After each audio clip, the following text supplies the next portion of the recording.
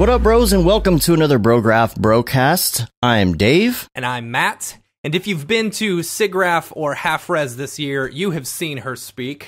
Welcome to the show, the super talented Bhakti Patel. Hi, guys. Forgot you can't see me waving, but hi, guys. And Brograph is a supplement to our site, Brograph.com, which is a motion graphics tutorial site with tutorials, plugins, podcasts, and other MoGraph stuff. And on the show, we talk about everything ranging from motion graphics to Cinema 4D, After Effects, plugins, render engines, doing business, doing taxes, being a contractor, or working for the man. And you can email us, Brograph.com. Let us know what you think about the show. Send us your questions. It can be noob, it could be advanced, doesn't matter what it is. We like to talk about it. And we've got a couple emails this week that we'll be talking about later on in the show. So send them on over, Brograph@Brograph.com. Or if you want to put it in the Slack. And we'll talk about the Slack here in a second as well.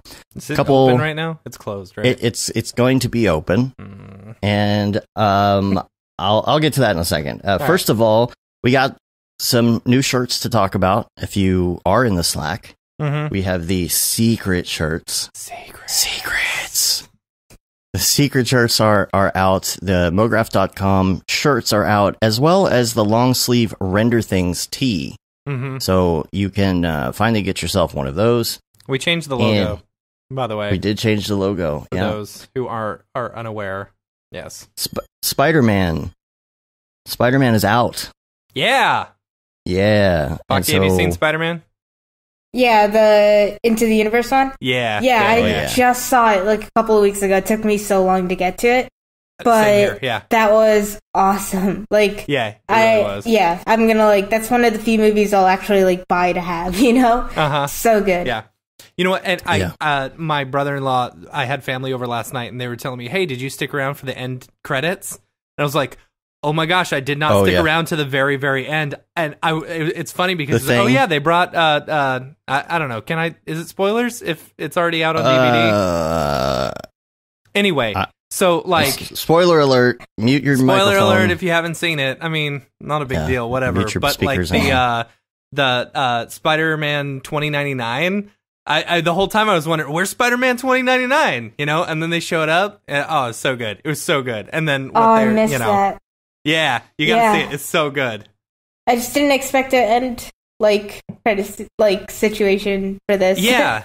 Yeah, I think it's maybe something with Marvel movies. They're I don't know. They're always doing it. Yeah. That's the new thing. Yeah. Well, and I definitely bought it because this is one you definitely want to buy. And my daughter didn't see it in the theater and I did. So we sat down and watched it yesterday, and I think we were only about 20 minutes into it. It's when the first fight starts and you see the comic book pow and bang love that. All that stuff. And she was like, oh my gosh, this is so cool. And I was like, yeah, that's right. Teaching her right. That's funny. Funny. I've already seen it twice, but the thing is, at the end, I just happened to, the credits were rolling, and I was on my phone or something, and I happened to look up, and I saw Mike Winkleman. Yep. And I was like, wait a minute. I didn't realize Beeple did a little visual development stuff for it, so that makes sense. Though it was really good. Yeah. I expect nothing less. Yeah. I guess he posted something about it at one point. I just missed it. Spider-Man into the Beepleverse. Yeah. Into the Beepleverse. And those ending credits, by the way, were awesome. And this weekend we are going to go down to Austin. Yes. And we're going to meet up with some people down there. Yeah. There's a South by Southwest is going on, first of all. So is it really? That's craziness. That's why all this stuff is going on. But there's going to be a meetup, and it's called Signal.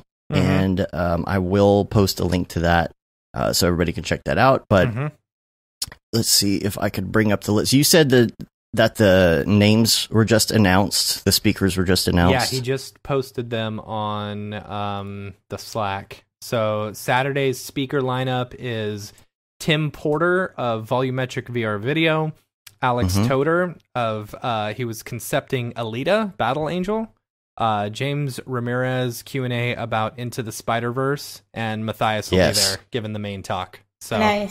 So the end of the Spider-Verse stuff is about those ending credits. So cool. Very cool. Yeah, so if you're in the Austin area, make sure that you come get this free ticket. I'm really excited for this meetup. There's going to be a lot of people we know there. Yeah. And it'll be a great chance to... It's a different kind of meetup from what I'm gathering from this. It's going to be kind of a cool mix of stuff. So it'll be cool to see, like, normally we do the DFWC 4D and then people come up to us. It'll be cool to go down there because I assume not a ton of Austinites come up to Dallas. It'll be neat to meet some of the people down there. Yeah, Austin is very much a place that you go to. Right. Rather than like people from Austin, you're right. Don't come to Dallas to party because they've already got a cool place to party. So we got 6th Street. Yeah, but this is Brian Beam. This is what he's put together as this Signal thing. So I'm super excited. And other week wrap up things. Oh, you're gonna laugh at me for this, Matt, but the Orville. Oh my gosh, Drunk Dave is back. So I don't know where this came from, but anytime that I rant about the Orville over group chat with Matt and EJ and David Ariev, they say I'm drunk for some reason. It was late at night the first time you started, like, you were just ranting about how great the Orville is.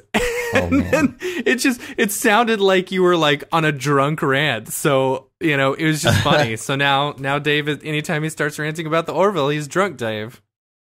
I'm telling you, it is such a great show. It's a good show, yeah. This season has it's still funny. It's still a comedy, but they have gotten so serious and so big on the plot lines and stuff. Mm-hmm. And they just did this massive 2-parter that I can only compare to when Star Trek The Next Generation did their multi-part Borg episode. Yeah.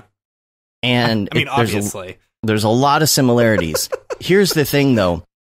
At the end of this, and I won't give away any spoilers, but at the end of the second episode of this 2-parter is the most massive, ridiculously over-the-top, amazing space battle sequence that I've ever seen on television. They just did it so right. And I even looked up, there's like reviews, like, who knows what the budget was for this?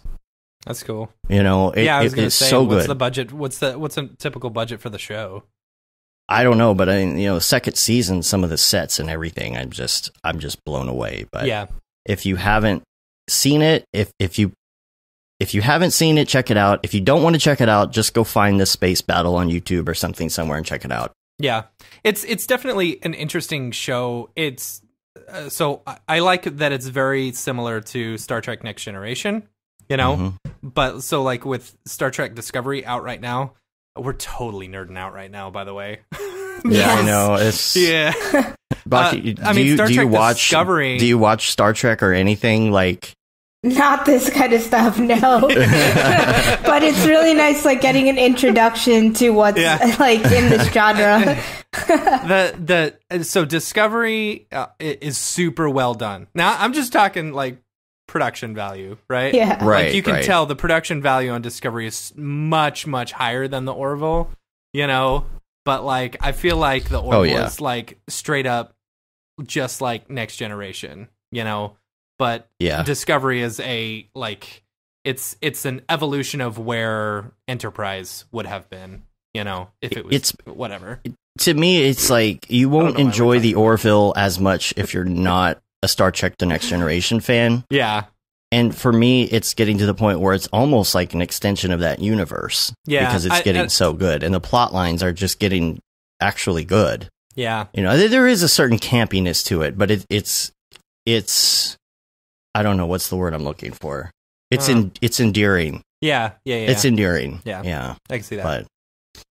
And let's see. I talked about Slack. Slack will be opening up for 7 days starting tomorrow. Okay. And if you didn't notice this week, Chad Ashley and Chris Schmidt were in there talking. Yeah. They've joined as well. So I don't know who isn't in the Slack at this point. Yep. I mean, everybody's doing it. Got to get in Slack. Oh my gosh. If you're not in Slack, get in the Slack.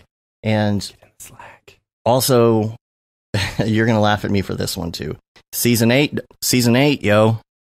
Fortnite Season 8. Oh my gosh! Check it out. There's a volcano and stuff. I like the sigh that you just gave. I thought we were talking about like a Game of Thrones or something. Like, I was like, are we on season 8 or 7? Like, I got lost for a second trying to keep track of like where we were. Fortnite, I was not expecting that. That really no. Anyway, let's get into some actual graphics talk. Yeah. I already saw one question in here. It was from Lorcan. Lorcan said, okay. Can she talk about the Facebook AR work she did?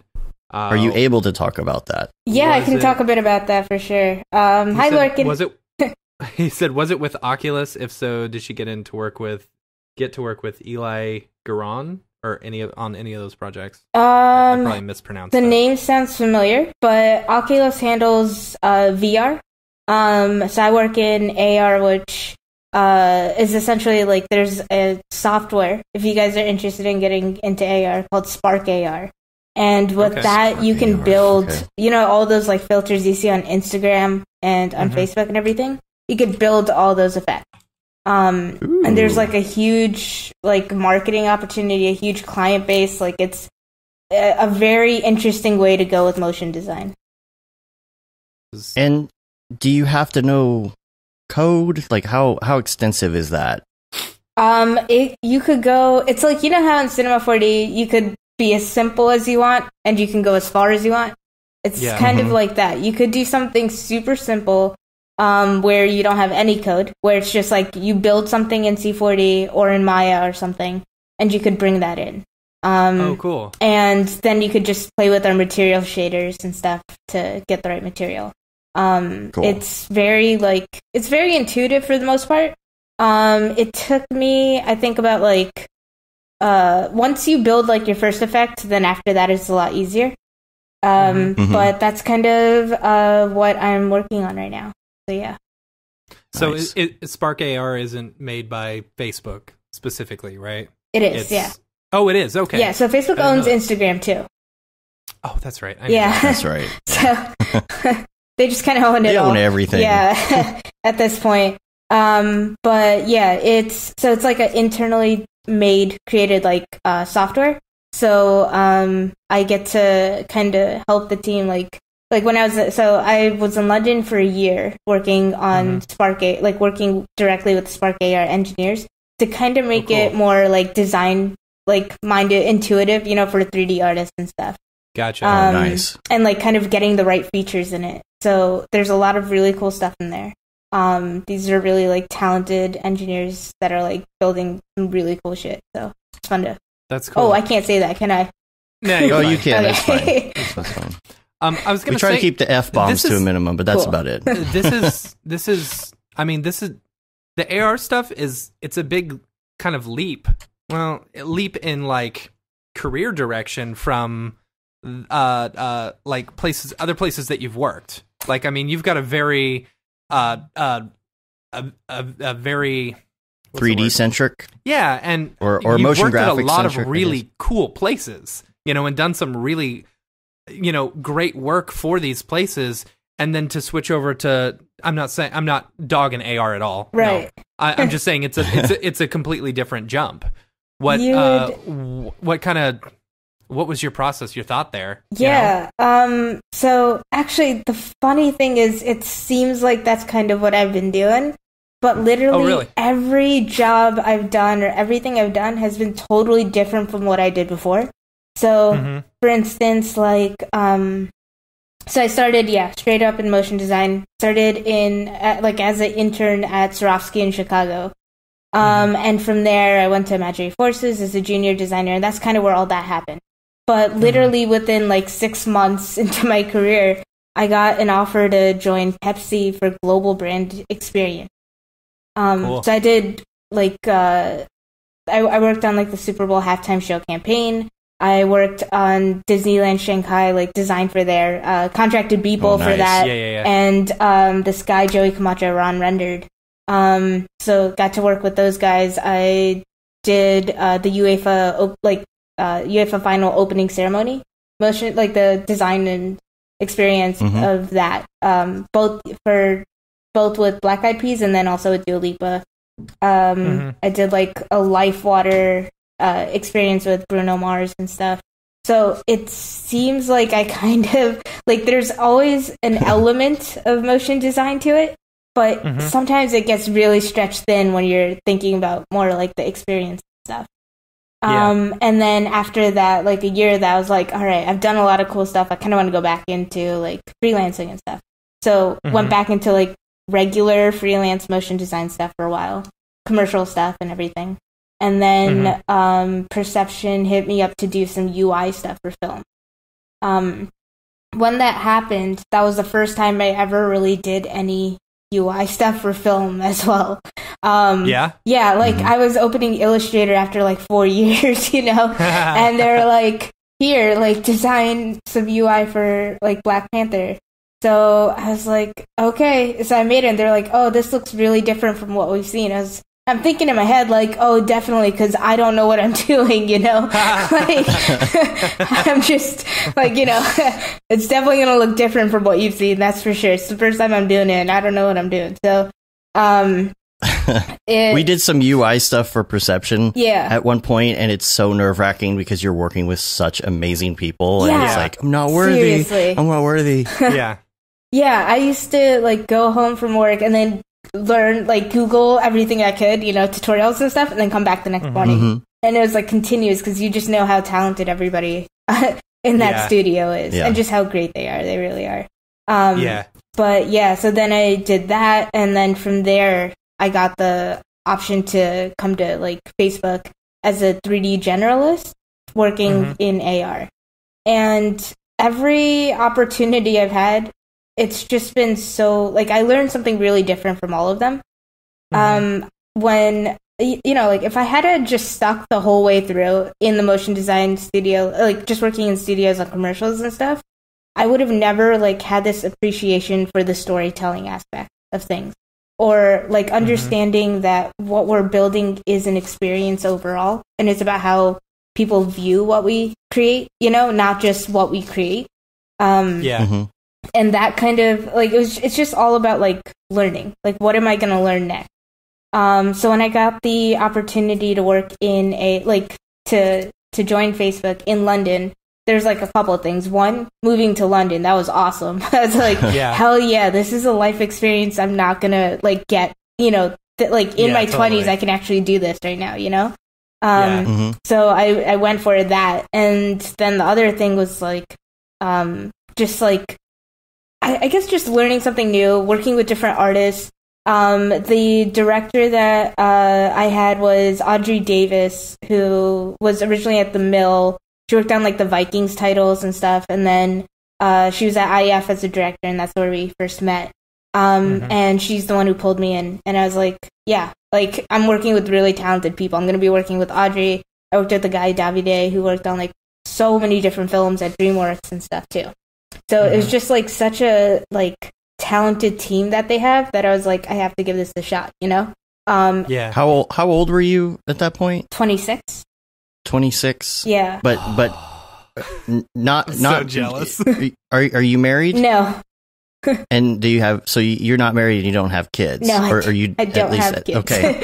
Because I got to say, well, first of all, this is a side note. I'll try not to go too far on the side note, but I realize that masterclass.com now is selling full-on subscriptions to not just the individuals, but to everything really? For $180 a year. I'm curious how you're going to tie this in.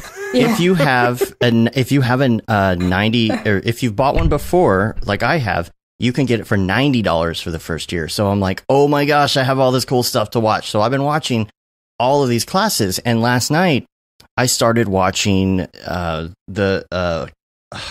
course his name has slipped my mind, from Hell's Kitchen. Gordon Ramsay. Gordon Ramsay. Yeah. And so he was talking about being young and experiencing experiencing things and learning while you still can. He's talking about this person who just grabbed him and said, hey, you're young and you're really good right now, and you have this chance to go to France or London or somewhere to do something. He was like, you have like you're not married, you don't have anything holding you back right now. It's like you have to go. I feel like there's so many people who are in that spot, like you were at that age, who have the opportunity to do something like that and just go. And that's such a great thing. It's so great to be able to do that. And people can be in that situation and not realize this may be your only opportunity to do something like this. Not that having a family and kids is a bad thing. I'm just saying you can't just up and leave and go overseas as easily for something like that when you're older. Yeah, exactly. Even like, I took a pay cut going from Chicago to New York, and everybody thought I was like kind of crazy for that, you know? But sometimes it's like just about the experience, and then also just knowing the value of the people that you're going to be working with. And that's kind of like when I knew I was going to like IF, like as a junior designer, I was like, yeah, like it was a 3-month contract. I know it wasn't permanent. I had something that could have been like permanent in Chicago, but I was like, no, I'd rather take the, like, I'm going to learn something really different, new people, you know, new experience and things like that, more opportunities. So even if you take like a bit of a pay cut or you have to like move and stuff like that, I also think about like what's the worst that could happen. And the worst that could happen if I didn't like AR is I just go right back to New York and do exactly what I was doing before. Yeah. There's no harm in that. It is harmful though if you have like in my case a husband and kids that you're dragging back and forth, you know, around the world.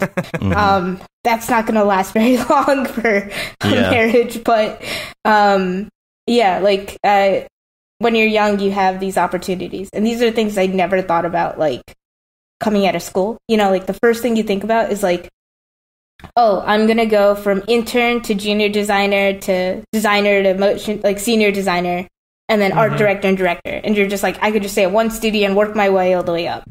That's the worst thing you can do. It's just like think so linear and stuff. And then once you start breaking that apart, start thinking a little bit differently, it makes a huge difference. Yeah, especially nowadays, like, you know, our parents or their parents or whatever, you went to one place, you worked there until you retired, you know, you worked your way up the ladder.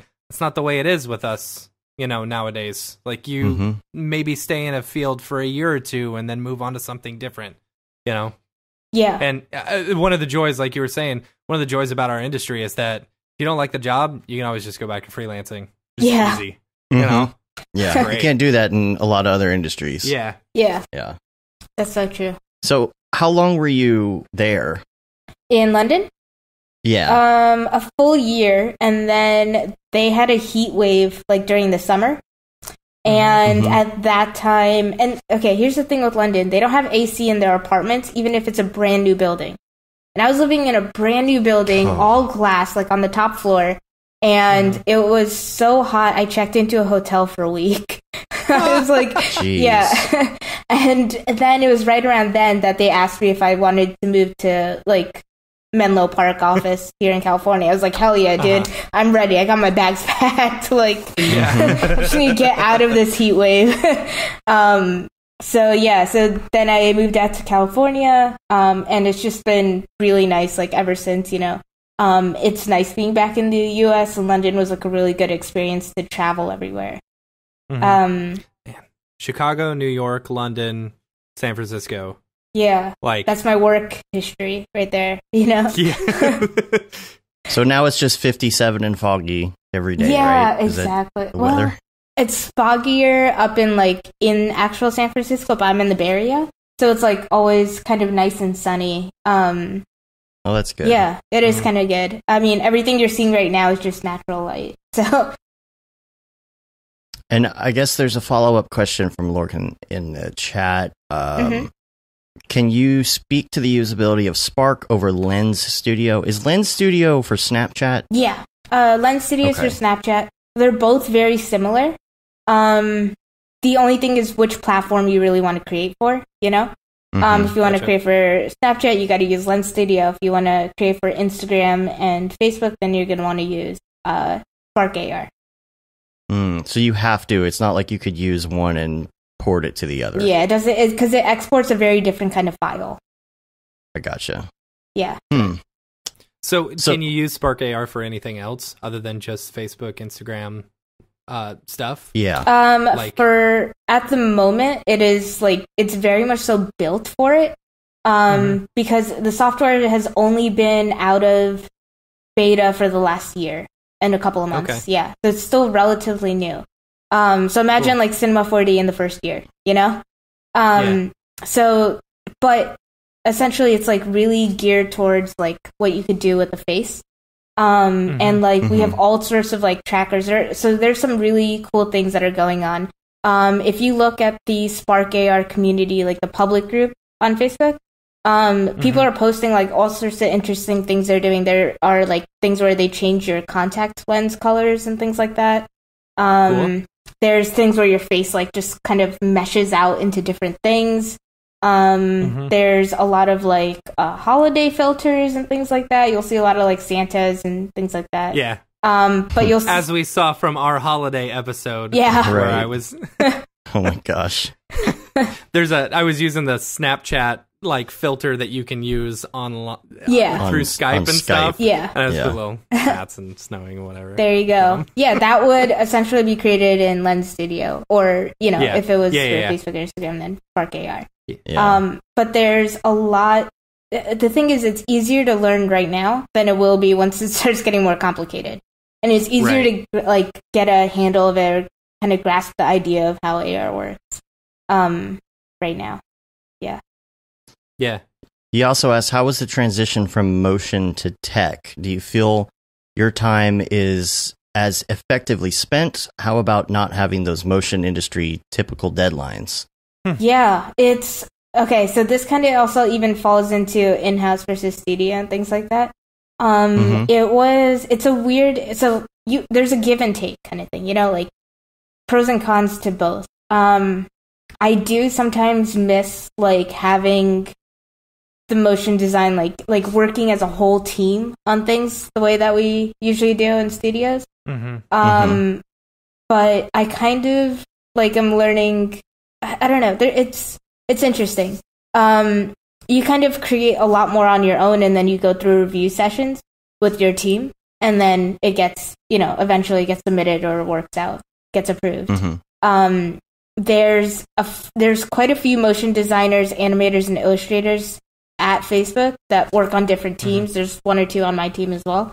And like I'm getting lunch with like 7 female animators and illustrators, women of color too, actually, on Thursday, that are all working within like my vicinity or on teams that I work with. So there is a bit of an industry, like quite a lot of motion designers and illustrators already there. And I've kind of like always, my friends have asked me this all the time, like, why leave, the studio work to go in-house at one of these places like Pepsi or at Facebook and things like that. And honestly, I kind of like the work-life balance that I'm getting out of it. I like having a life.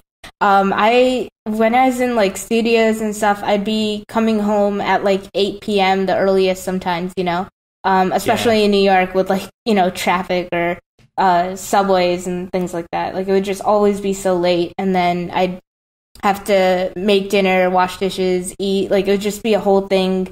Call my parents because we don't, they live far away and stuff. So just so many things, laundry, everything. And by the time I was really done with my day, it would be like 11 p.m. Yeah. Here, I get my meals at Facebook. So, and then like, it's just like everything is so much easier. There's a shuttle that picks me up from my apartment, takes me to the office, right? And I get my work done on the shuttle. Sometimes I like to drive instead, so I'll drive, but it's just like... I've heard about this shuttle. Yeah. I've heard about this shuttle. There's Wi-Fi on it, yeah. Yeah, and is it true that there's like computer monitors that you can hook up and like actually work? Not on every seat, but there's like 4 or 5 of them on each one. That's so funny. But it's just kind of like, it's such a nice work-life balance that by the time I get home, I can just hang out. I still have time to like go into the city and like chill with friends, or I have time to like work on like something in Cinema 4D for fun and things like that. Yeah. And jealous. It's super jelly. Being able to do like side projects like that, you know, like without being stressed out, coming home at 11 and trying to work on like an everyday or something is just impossible. But having the actual time to like learn things makes a huge difference. And a lot of our community is online now, you know, like that it doesn't even like totally matter that like, to be honest, when I was in New York, I could rarely go to like hangouts and meetups and things like that with our industry. Only because like we'd be coming home so late, or like I remember like 3 or 4 times I had planned to go to a meetup and I had to cancel because a deadline came in and I had to stay late. Right. And here I get like a month of vacation and stuff. And it's just like, even at Pepsi, I got 3 weeks of vacation. And having that time to like just be able to clear your head properly and travel and, you know, like just do something really different makes a huge difference.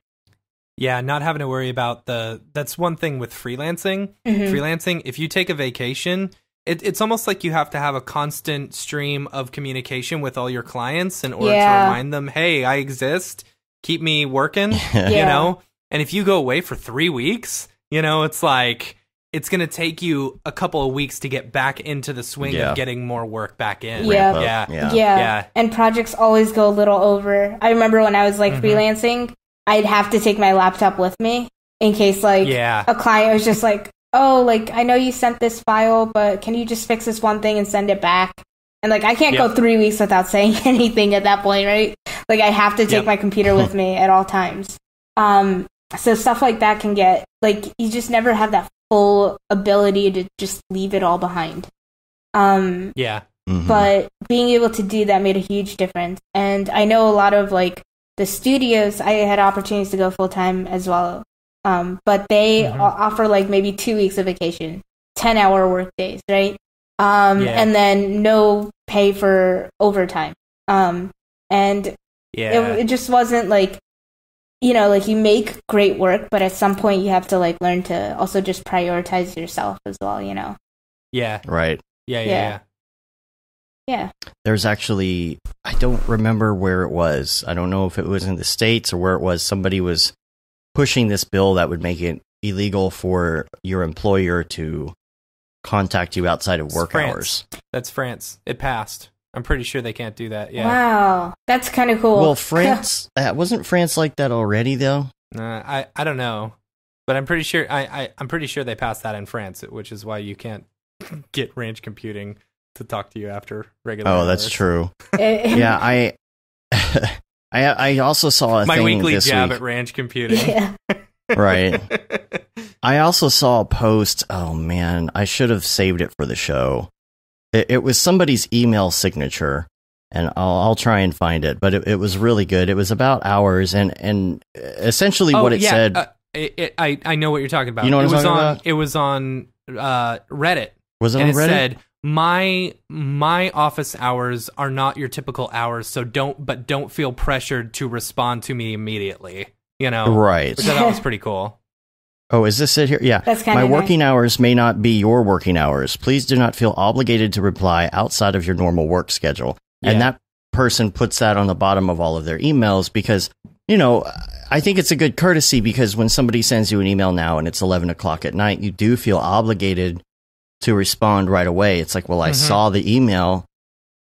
Yeah, it's easy to just send a quick email reply if you're just sitting there watching TV or something, but then they may assume that you're working. Oh, you're working now, you know? Yeah. And so then the conversation starts. I think it's good to put that on the bottom of yours, meaning if you get this and you're with your family, then wait till tomorrow. Yeah. It's not an emergency. So we need more of that in this world. Yeah, definitely. Yeah. The other kind of nice thing between the two are deadlines, you know, like the only deadlines I have to worry about is when I have an effect that's due for like a holiday or something, you know, like Christmas or Halloween or something. That's like kind of a bit of a hard deadline.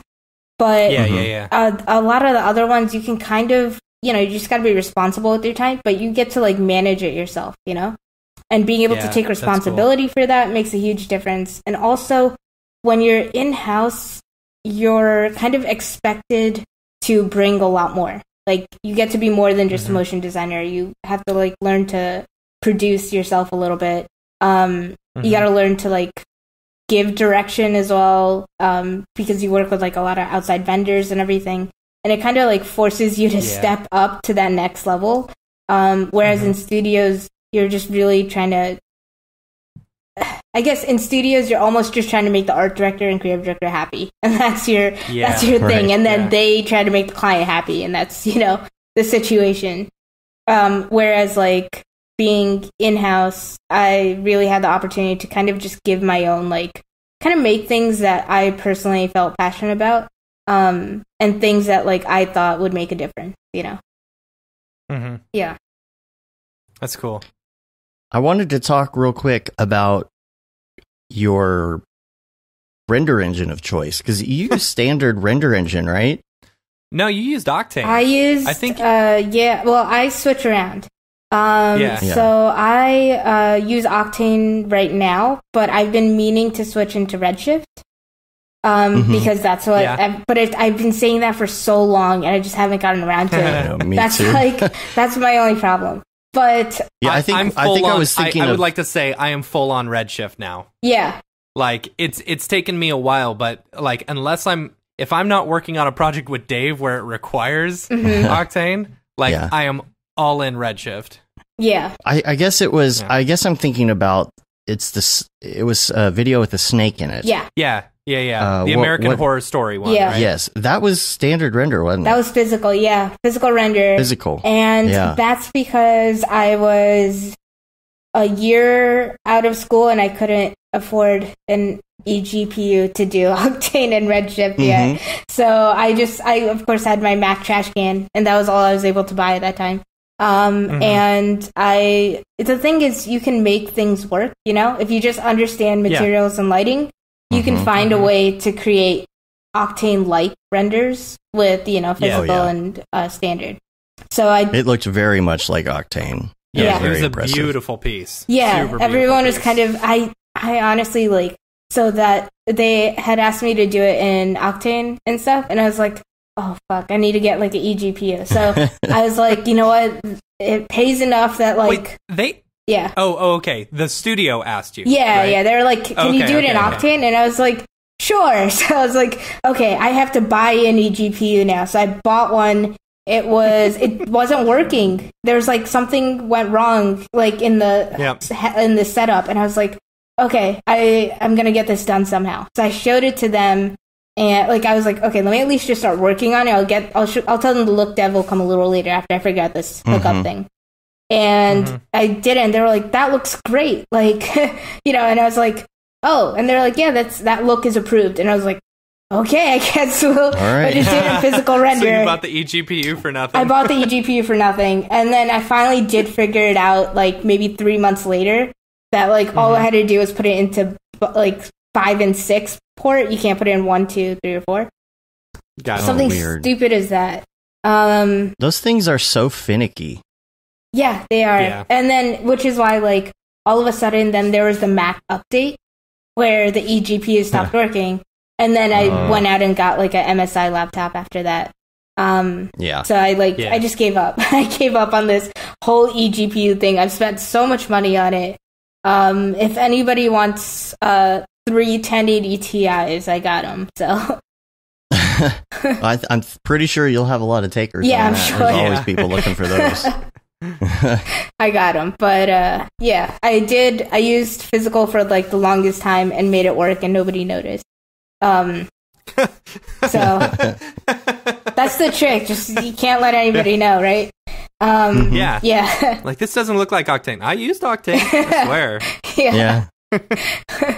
Yeah. See, we've already got takers in the chat room who are perfect. Hook me up. So there is a Redshift thing that I wanted to mention real quick. It's the only like render information that I have for this week. Is there was an update? I'll post a link, but it's in the Redshift forum, so you have to be registered in order to see this post. But it's just an article that or not an article, but a forum post where they talked about what they're doing as far as RTX, because everybody wants to know in Redshift what's going on with these RTX cards. Long story short, it's not that much of a performance boost. It depends on what you're doing, and the highest I think that they've seen is 40%. That's kind of in a nutshell. Only a 40% increase.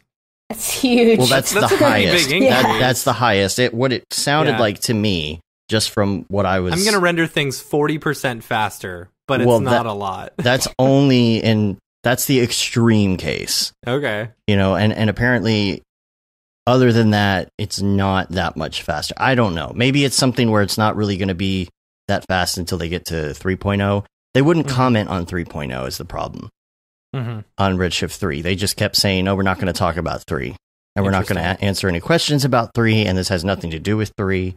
And then people asked about 3, and they said, we're not answering questions about 3. So that's all I've seen so far. I'm glad that Octane and Redshift are both working on the RTX stuff, because I think it's going to be really great for people who own these cards now. They're going to see at least some little portion of a boost, if not a lot.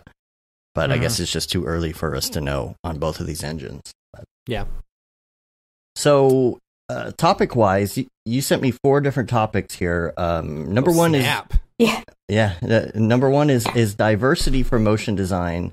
I'm glad you brought this up. Good. All right. Because I was actually going to ask you, so your half-res talk was fantastic. Oh, thanks. Fantastic. And you talked a lot about diversity in the workplace.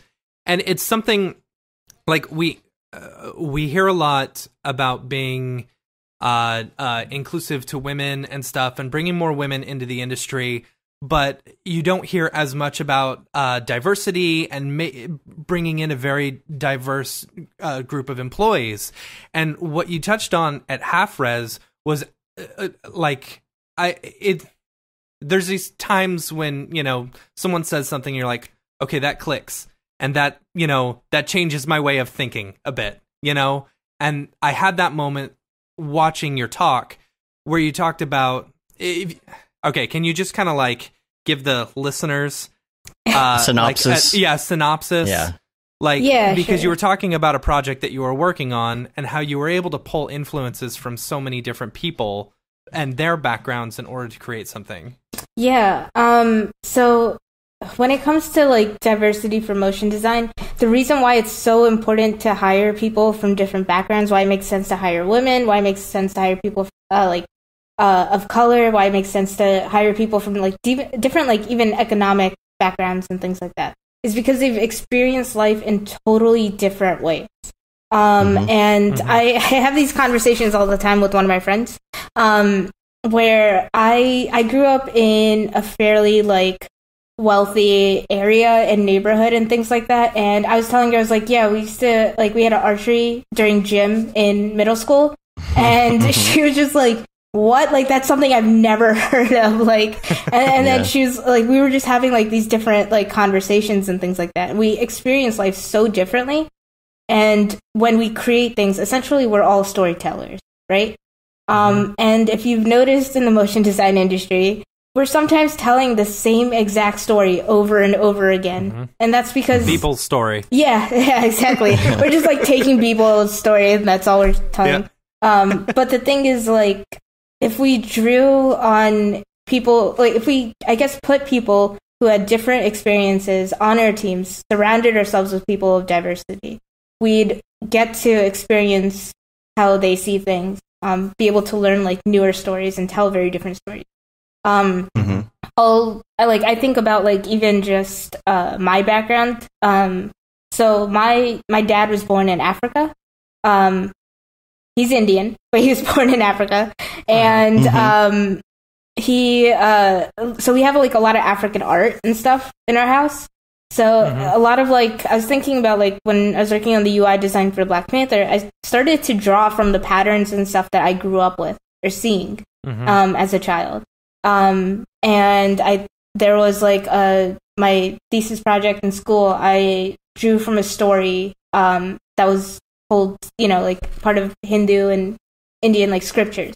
Everything I work on is like drawing from a different experience, and that's how like my stories have been a little bit different.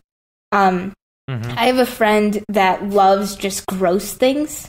And it's just like she grew up watching so much of like Ren and Stimpy, Real Monsters and stuff like that. And she, Tynesha Foreman, you can check out her site, Nearshot. I will. Yeah. And she works right now on the Patriot Act for Samanaj.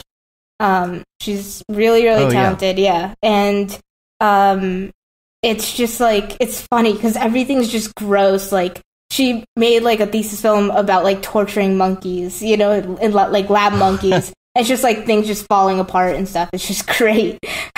But like, I would never be able to come up with that story the way that she did. Because she knows it so well, right?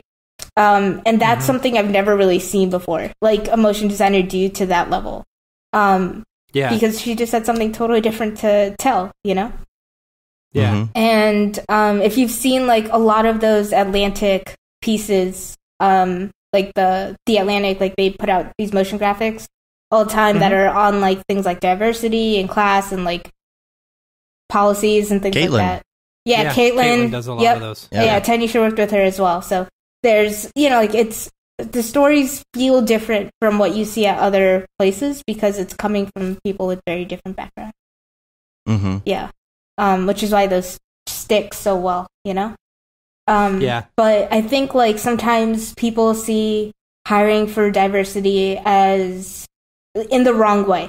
For instance, they're like, well, if I have two candidates that are exactly the same, right? You have one that's a white male and another one that's a black female, let's say.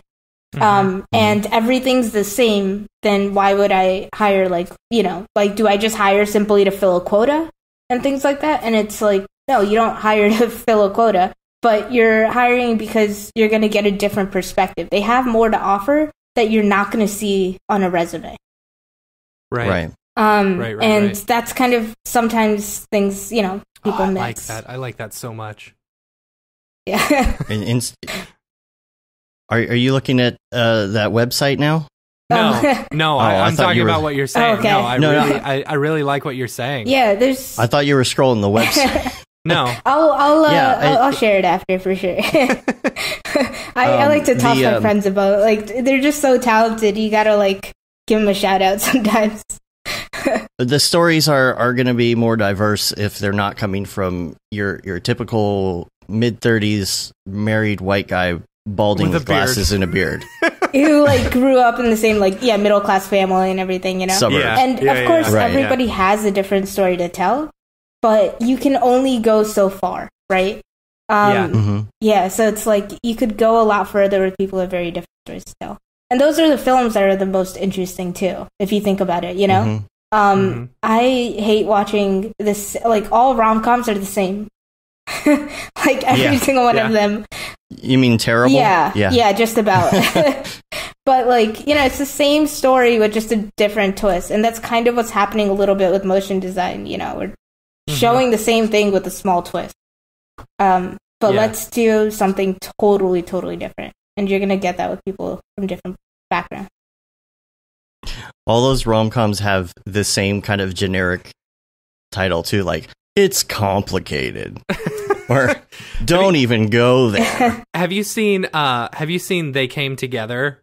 No. It's with it's with Tina Fey, or not Tina Fey, Amy Poehler and what's his name? The guy who plays Ant-Man. Oh, Paul something. Yeah. Paul Rudd? Paul Rudd. Yeah. Paul Rudd, yeah. Paul Rudd's like in every romantic comedy though. So they play it off like the movie is like your typical romantic comedy, but it is it's with all the tropes. Like she is super clumsy, you know, and very lovable because she's super clumsy, you know, so she's constantly falling, and it's so ridiculous. It's kind of a play off of You've Got Mail, which. You know, and because she owns like this tiny little candy shop on the corner, and he owns this massive candy factory. Oh my so gosh. he's putting her out of business, even though she gives away all of her candy for free to everyone because it's always free. I don't know. It's sounds like a parody. Super generic. It is a parody. Yeah, okay, it's super parody of sense. romantic comedies. Okay. So I recommend it because it's funny, you know, and it's got Amy Poehler in there, and she's fantastic. Yeah. Yeah. Sorry. Definitely different types of romantic comedies would be super welcome. Yeah. Definitely. I think that's one of the reasons why like films like Black Panther just did so well is because of how different it was from other like from existing like action films or existing Marvel movies. Same with Spider-Man Into the Universe. Like that was just so different. Yeah. And you could tell like they had like a very like interesting people, diverse people that were like working on those films, you know. People that like you just don't think of like to do a film like that. It's just insane. The Spider-Man one. Yeah. The main character too. He was Miles Morales.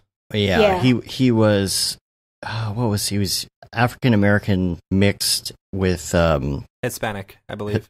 Was it Puerto Rican? So he spoke Spanish as well, and that's such a great.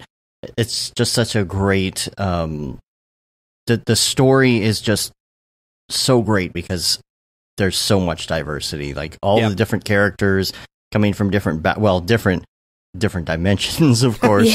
but different backgrounds and different parts of the world. I think that's what made it so good. Because even my mom, we had it on and my mom saw it. She was like, "Wow, this is really good."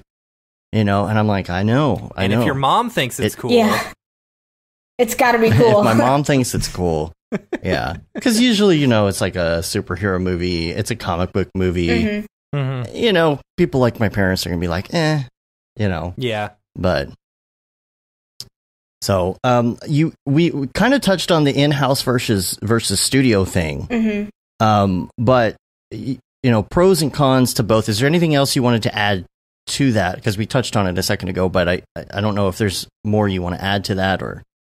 I think there is. Yeah, or do you want to add the freelancing world in there as well? Yeah. Oh, yeah. Yeah. Between all of them, it's really, really different. Okay, so freelance, like pros and cons, right?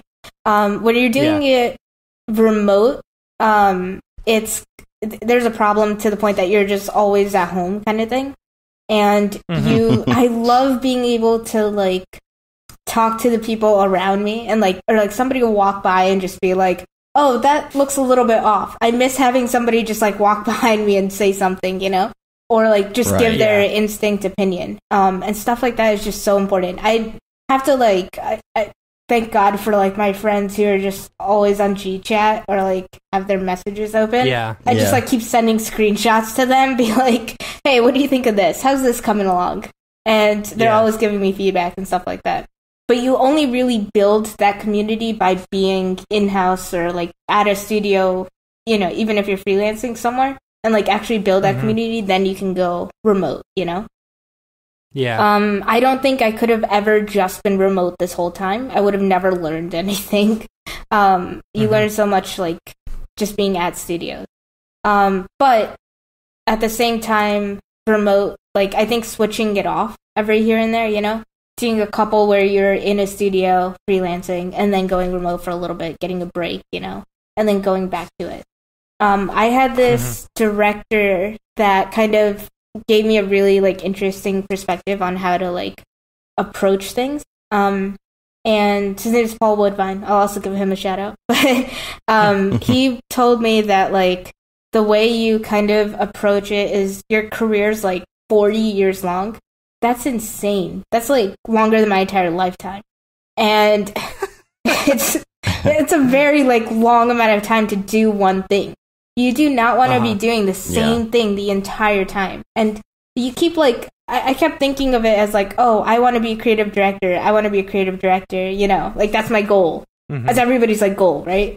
So how do you kind of break out of that cycle? And the thing is like, once you get there, and you might get there at like 35 or 33 or something, right?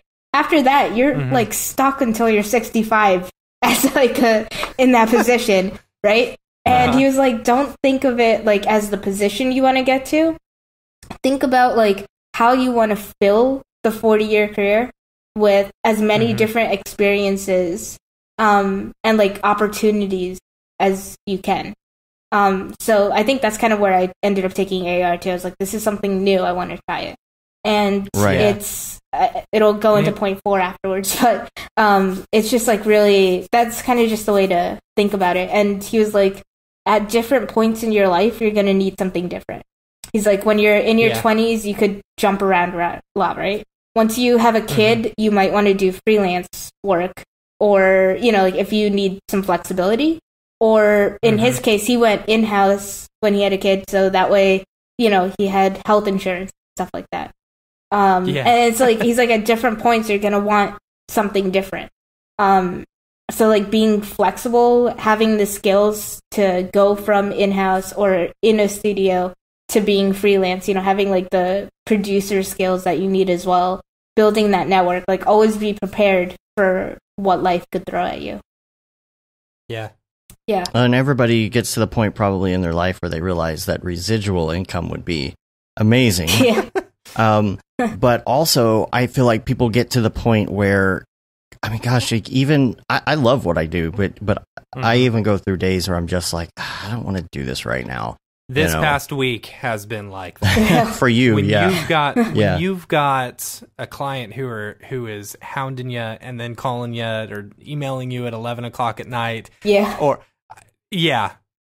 I was up till 3 a.m. working on a project, and then I took a 1-hour nap in the afternoon, and someone called me and thought I went dark because I didn't answer their phone call. I was like, no, I just took a nap. Sorry. Taking a nap because I've been working for you around the clock. Right. If you don't respond for an hour and they think you went dark, it means you respond pretty quickly otherwise.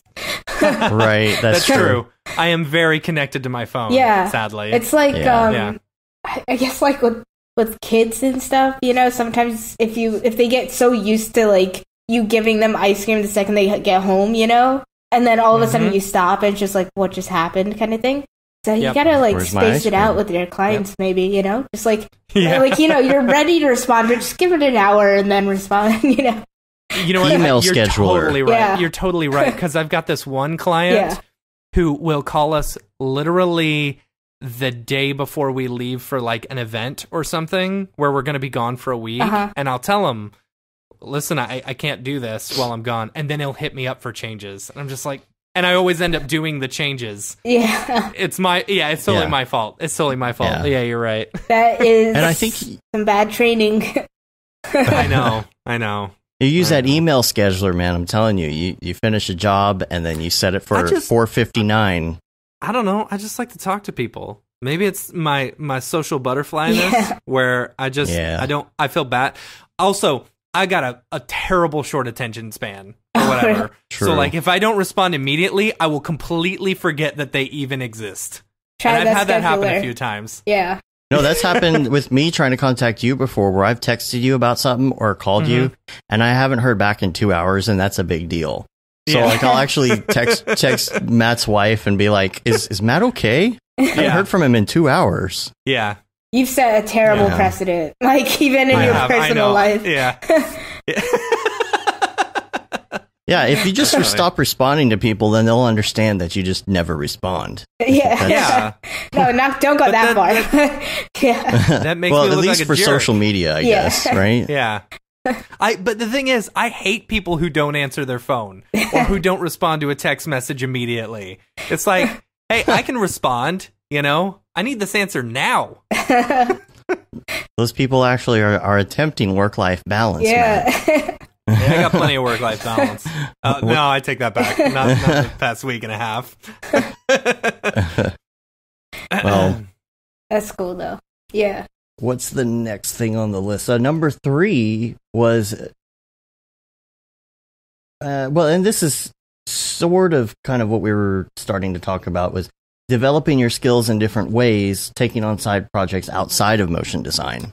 Yeah, so this is kind of, I mean, we talk about like diversity in hiring and like just by people, by their different experiences, but it's also in like based on their skill and stuff too. So I take a huge interest in photography. And it's just good photographer too. Oh, thanks. You're a very good photographer. I started doing that a lot, especially when I got to London. First thing I did is I bought myself a really nice camera. And I was like, okay, this is, if I'm going to be out here, if I'm going to like want to travel and everything, I'm going to make sure I capture it really, really well. So I'm going to do it the right way. So I like spent so much money on like a nice camera, all these like different lenses and everything too. And I would just take like a trip. Like Paris was a 2-hour train ride away. So I'd go to like Paris for the weekend and then come back and stuff like that. Or like Amsterdam was an 1.5-hour flight. And the airport was 5 minutes behind me. And it was like the tiny airport that it was technically, it went like international, went to JFK, so like there, and then it went to all over Europe. So it was like a tiny little airport, and security would take me all of like 5 minutes max on a busy day. Amazing. So I would sometimes just go straight from work, go to my apartment, pick up my stuff, right, swap things out, and then just go straight to the airport, and then fly in Monday morning, go to my apartment, shower, and then go to work.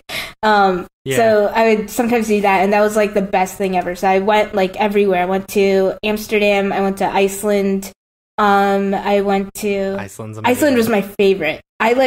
It's so good. Not even gonna lie, like last night I stayed up a little too late looking to see if I could ever afford a home in Iceland. I can't afford one here in the Bay Area. You and Dave. Gotta split that, yeah. Dave just wants to make enough money to where he can live in Iceland for half the year and then come back here. Oh my gosh. I'll take the other half of the year. Like, we'll split it. There we go. All right, we're splitting a house. You're gonna take the cold part though. That's fine. That's when you get the Northern Lights. I'll take it. Yeah. You're giving it up a little. But it was Matt and I lucked out and got to see the Northern Lights. Man, I'm telling you, that is insane. It is insane. I went during the summer, so I didn't get to see it, but it was still really awesome. I went to Rome, Geneva, Zurich. There's this little town called Zermatt, which was a lot of fun. And they don't let cars into this town. It's where the Matterhorn mountain is. So, cool. And it was just like, you just walk everywhere. And then there was this town near Amsterdam called Saint-Saëns, which I'm totally mispronouncing, but that's how it's spelled. And everything is green. Like the houses are all green, the bridge, everything's just painted green. The water looks green because of the moss and everything. And it's just like the most like picturesque thing you'll ever see. But like being able to go out there, like photograph everything, you learn how to. Okay, so with motion design, everything always takes long to do. You know, at least with Octane and Redshift now, you can see the render a little bit more real time. But building everything up, like being able to, there's so much to practice. Whereas in photography, you can just start moving around, right? You learn to play with light in real life. You learn to play with a camera in real life, a lens in real life, and I was able to take a lot of what I learned there about like real life lighting situations and like camera situations as well, and brought that into what I do in 3D. So a lot of what you end up doing kind of influences what you see or like what you're practicing outside. So like even my travels and stuff like that, like and like editing photos. So once I started like playing with like editing photos in Lightroom and stuff like that, I started developing like kind of a style for all my photography. And I'm like, you know what? Like, I don't use this style in my 3D. Why not? Like, it just looks so much more interesting. So like playing around with stuff like that, I'm now gonna like start thinking about how I change my visual 3D style to kind of like match my photography style a little bit more. Learning the basics of how a shutter works, and ISO, and all that kind of stuff, which I started with a kind of consumer camera years ago, like a little pocket Canon camera. But learning all of that stuff way back in the day and kind of evolving and getting better cameras, it's helped me a lot in understanding cameras, especially with those third-party render engines that have such similar controls. Yeah. There's a neat trick I got like a super wide lens. And as when you bring a camera into Cinema 4D, so here's a free tip for everybody. It always comes up at 36 millimeters. Take that and turn it to like 16 or 17 or something, and just get really close and just see how it distorts everything. It's so cool. Like that's kind of like been my new little trick to work with and stuff. It's just really changing that camera depth. Yeah. I always, for wide, I'll always start at like 22 and then just kind of go from there. Or if I'm working on something that requires a telephoto, I'll start at least with a 50, which isn't that much, I guess, but at least start with a 50 instead of using that default 36 like everybody uses, you know? Yeah. And it's 36 or die. Ride or die. 36 forever. I don't know what I'm saying. Just making things up. Yeah. But yeah, I mean, you learn stuff from different things. I used to do like a little bit of like experience, like generative art and stuff too. Back in like, what's that? Generative art's like coding art and stuff like that. Oh, yeah. Okay. Neat. Yeah. And I thought it was just like, you know, stupid fun kind of thing, you know, like playing with Arduino and stuff as well and whatnot. And I never thought that would be useful. And then now all of a sudden people are putting out so much generative art. And I'm just like, crap, I wish I like retained any of what I had like taught myself back then. Because that's kind of what's been the new thing lately as well. So but yeah, stuff like that helped.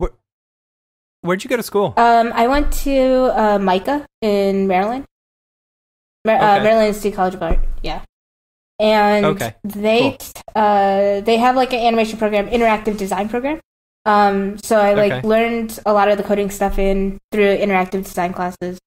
And then for animation, so here's the thing. I came in halfway through. I transferred in. I studied biochemistry for 2.5 years. Yeah, I was gonna become a dentist. and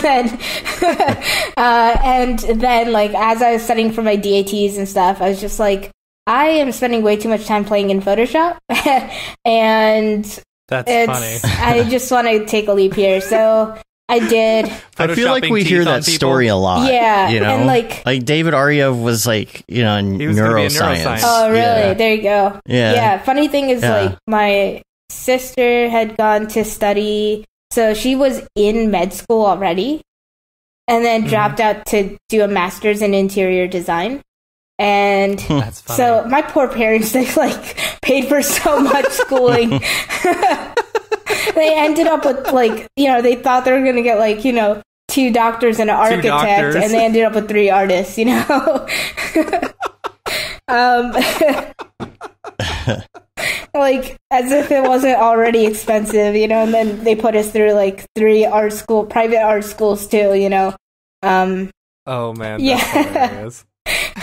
It's a good thing. Well, it's their fault. They had HDTV running on in our house all the time, you know. So that happens sometimes when you do that. That's funny. But yeah, so I had like a very different background, and honestly, I'm kind of glad for it, because once I got into art school, I was like so worried all the time that I was like behind everybody else. I was like, I don't have any art like background and stuff. So what I would do is I'd learn whatever I learned in school like during the day, and then I'd go home and teach myself like Cinema 4D and stuff like that. And so like I would. That's You're so smart. Like I had kids at my college who just didn't care, you know. Right. And it's like I'm learning all this stuff. I'm watching video Copilot tutorials. Yeah. Why aren't you guys doing this? Right. You know. Yeah, Video Copilot's where I started, and then GSG, you know? And it was just so, like... But honestly, I think about it, like, had I just gone straight into art school, I maybe wouldn't have taken it as seriously as I did afterwards.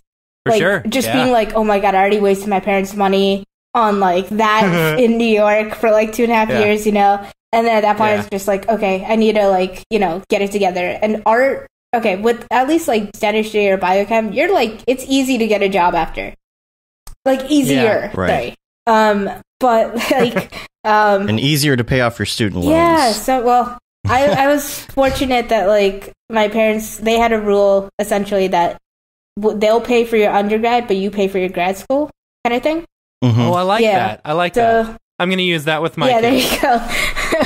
Yeah. It was kind of a really good rule. So, but I took like 6 years to graduate, so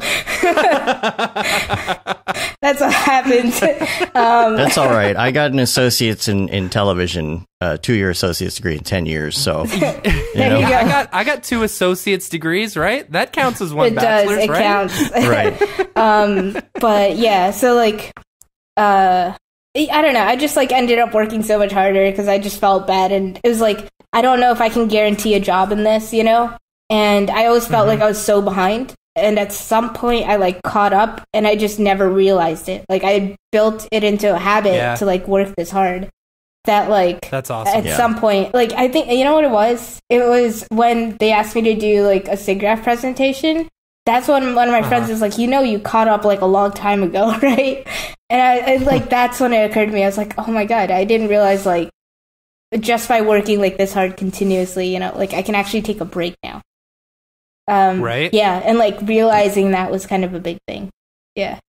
But it's good because you found what you love, and I think a lot of people that are jumping off like that and are in school and like, oh, I kind of like this motion graphics thing instead. You know, it's like, have you seen the stand-up comic / actor? Is it Ken Jeong? Oh yeah, Yong. Ken Jeong. I haven't seen his Netflix special. The one I saw it like come up though, but I need to get to it. He talks about that in there though, because you know his parents wanted him to be a doctor and all of that, and he was, you know, he already had a practice and everything, you know. So he talks about that whole situation. I just ended up acting in comedy instead, you know. Yeah. So and honestly, you get to bring those experiences in. Because like comedy is based on your life stories, really. But I had like a project for CNN, like a freelance thing, and it was like about what happens to your body when it goes into space, and it was like a really quick thing. And they're like, "Do you have any like understanding of like the human body and stuff?" I was like, "Yeah, I think so." Why? Yes, I do. And like, you know, so I mean, they were pretty happy with the end product and stuff, but I think it's largely because, you know, of like that past experience and stuff, you know, that I was able to draw in. Yeah. Diversity. Yeah, right? there you Their go. background. And experience, yeah. Right? You never know how many motion designers have changed their major at a certain point. Yeah. Right. They have a different background. Diversity in all different ways. Yeah. Right? And here's the weird thing as well. Like, I don't know how I got into animation. I came in... Yeah, I was going to say. Yeah, I came in as like a graphic design major, and then something happened, and it's just like blanked in my mind how I ended up as an animation major. Like something happened. I don't know. I don't even know what it was. Yeah. Maybe I filled out the wrong form. I don't know. That's funny. I don't know if I would have... Like, I fell into motion graphics by accident after coming from television. I don't know if I would still be in television or not if I were just doing television. You know? I fell in love with editing. I loved editing. I loved editing, which then turned into After Effects. Fell in love with After Effects, which then I wanted to make 3D, so I fell in love with 3D. Yeah, and that was. I think that's the general progression. You know, you start in After Effects, then go to C4D. We like at our school they taught us 3ds Max. And that's because... I'm sorry. Yeah, I know, right? It's because Maryland was all, like, you know, gaming studios, so they thought we would all go into those. And I was like, no, I'm going to do advertising. But everybody thought I was going to go into film at first. And I specifically chose not to because I went to SIGGRAPH, like, as a student volunteer back in the day.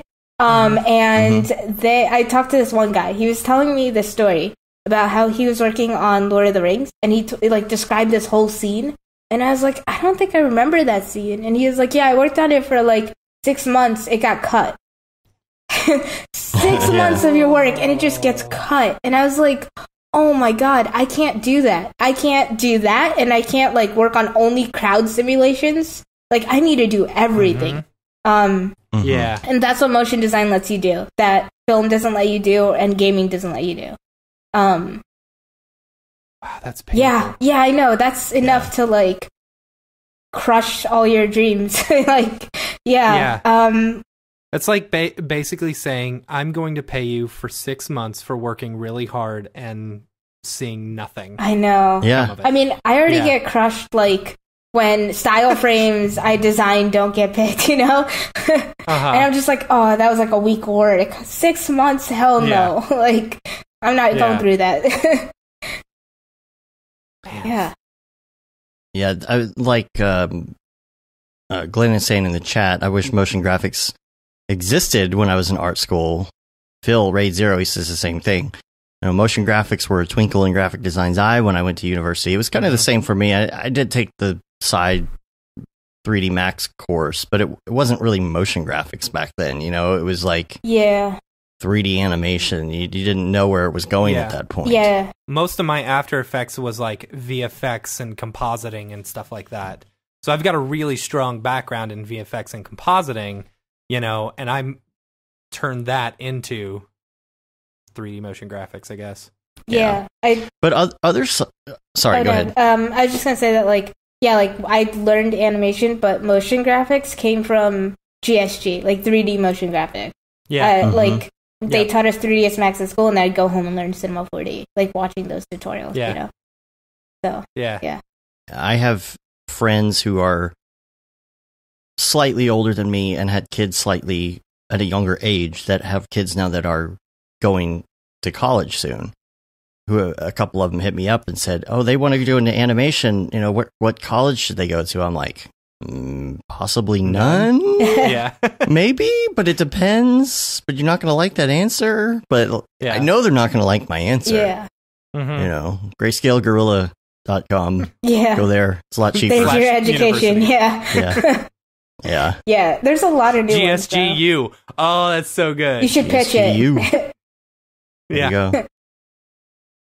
Yeah. Yeah. Phil says Macromedia Director. Yeah. Oh man, I did some Macromedia Director projects out of college that were just, oh man. Wow. You know, you'd make the little executable CD with the autorun.inf. Heck yeah. Yeah. That's all before my time, guys. I was born in the 90s.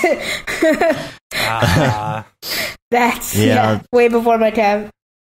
All that stuff was like the precursor to After Effects, basically. Yes. You know, and the Flash animations and stuff like that. Yeah. With ActionScript 2. On-click commands on release. There you go. Oh, yeah. Yep. Macromedia Director was Flash before the internet, basically. Jeez, man. So, yeah. It's what you would see on interactive CDs. But I think it's good to have all that diversity in what you do and in the background and side hobbies that can influence. You know, I forget who it was talking about that when we were at the MDC conference. Things that are they're not your craft influencing what you do. But I've been trying to do a little bit more of that. I mean, I've always been into things like, you know, maybe like mountain biking or something. But I recently started. I have this awful phase that I go through where I try and get back into, or I try and do audio stuff. I have a music background, but I have such a hard time grasping certain aspects of trying to make music on a computer, you know? And I've tried to learn Ableton over and over, and I finally got to the point where it just gets frustrating to me because I want to know how to do it well right away. You know? Yeah. This would have been a perfect segue for Masterclass. There you go. See? There you go. Yeah, there you go. Sponsored by masterclass.com. Right. Yeah. And so actually there is a good link that I have here, which is, and I do not remember where this link came from. How to Learn Anything Fast by Josh Kaufman. I'll post a link to this video in the show notes. Anyway, I don't know why, but I decided that I was going to try again. You know, I have an Ableton Push, which I absolutely love, and I hooked it all back up to my Ableton. Now, I've promised myself that I won't buy Ableton Suite until I really need it, because it's a big upgrade price. It's like $700. But I started going through it again, and I don't know what's changed in the last few years, but I felt like I had a better grasp. I was doing more tutorials, And I feel like maybe every time that I did it, I learned a little bit more to where I didn't have to go back and start over. But there's so much to it that still makes sense because of motion graphics. Yeah. If that makes any sense. You know, when it comes to settings, when it comes to, I mean, I have a background in audio as well, but just like, you know, recording voices and stuff. Nothing major. I know what a compressor is. I know what a limiter is. But there's so much about just designing a song that I didn't understand that I felt like I learned a little bit more recently when I started. And this weekend, I just had this epiphany where like just something started clicking and it started to make sense to me like it didn't before. And now I'm at the point where like I think that I could actually do this for fun and actually not get frustrated with it. So now I'm like thinking. So now all of our songs and stuff are going to be made all by Dave. I'm going to sit here and make some beats for our next show. Yep. Job security. Demo reel.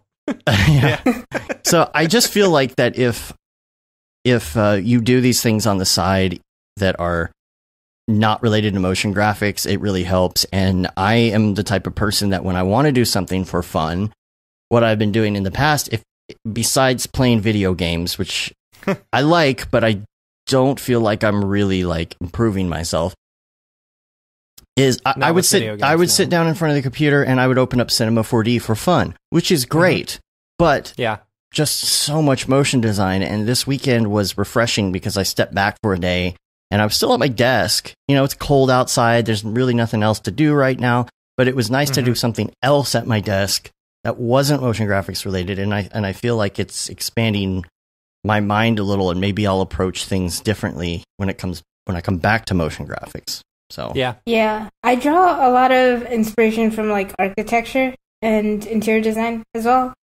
So like even just like traveling and seeing like all these patterns or like the way they like build things, it's very different color palettes and things like that. So like even just like going into the city for a day and just taking it all in, it somehow always like finds its way back into my work some way or another. And you never know what comes back into it. Like maybe from playing video games, you're getting an idea of like the storytelling aspect of how like video games are kind of set. Yeah, I don't know. You just never know. Yeah, it makes me feel better for all the stupid things that, like, you know, I bought as a kid and stuff, you know? I often will sit down and look at a video game and be like, man, look at the specular on that. You know? Yeah, right? Yeah. So, I mean, there is Super Smash Brothers. Yeah. Super Smash Brothers. Like, checking out those high-res, you know, details on the renders. Super nice. I played 2 games as a kid, like, nonstop. It was on, like, the Super Nintendo, and it was always Mario Kart or Mortal Kombat. Yeah. Oh, do you have a Switch? No, I don't have a Switch yet, but it's definitely a love purchase. that. Yeah, it's definitely something I'm going to get. Because there's the new Mario Kart, and then like Super Smash Brothers is basically a fighting game. So I don't know. Have you, dude? They actually just announced the new Mortal Kombat 11. 11. Looks How's pretty it good. already on 11? Yeah. I know, right? Jeez. I know. This one goes to 11. Yeah. They showed off like Johnny Cage's like finishing moves and stuff like that, and like one of his finishing moves was like he kills the guy or something or punches him in the face, and then they go, nope, sorry, take 2, you know, and then he does it again, take 3, and do a little clapper thing. It's pretty funny. Oh, they do it. Oh, in the game they do it over and over. In the game. Oh, In nice. the game. Yeah. That's it's really pretty cool. funny. That's pretty cool. Yeah. Oh. Your fourth topic was expanding your field of application, which again we've kind of segued into already. Yeah, definitely. But yeah, this was kind of just like that 40-year career thing, you know, just trying to fill it with as many different experiences as you can. I think the biggest mistake that you can make is just only doing advertising or only doing like one thing the whole time. Because essentially motion design, it's all about creative thinking, and motion design is just like the application, right? But your skills are so much more broader than that. And if you can apply it to all these different things, you're learning continuously.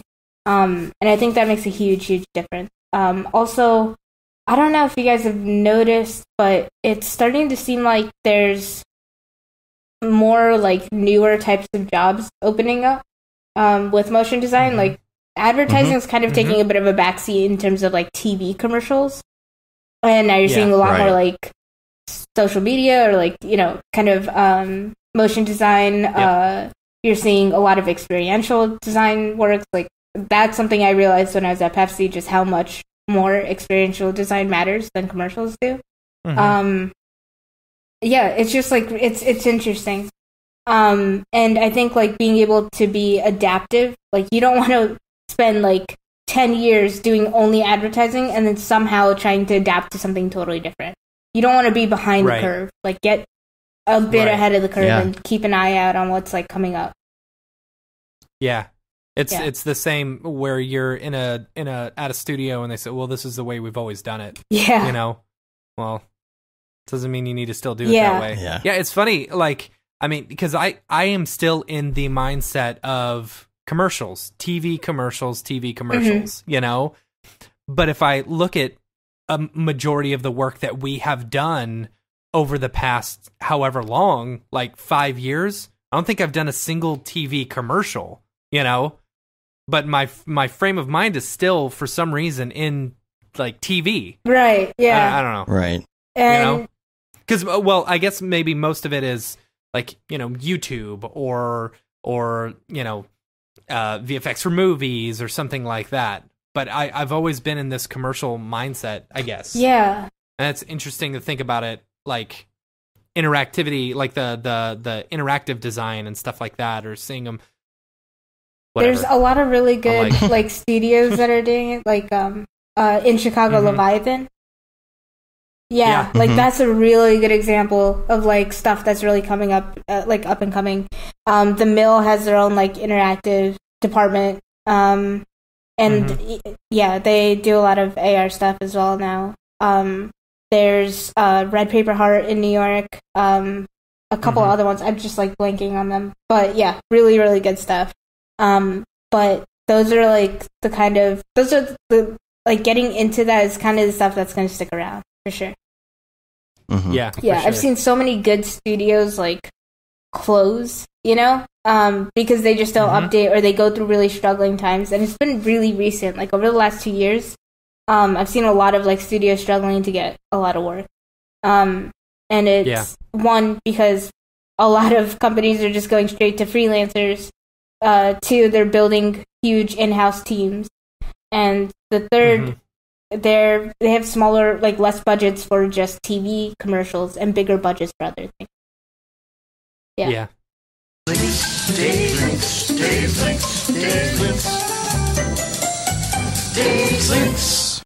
Well, let's move on to some links real quick.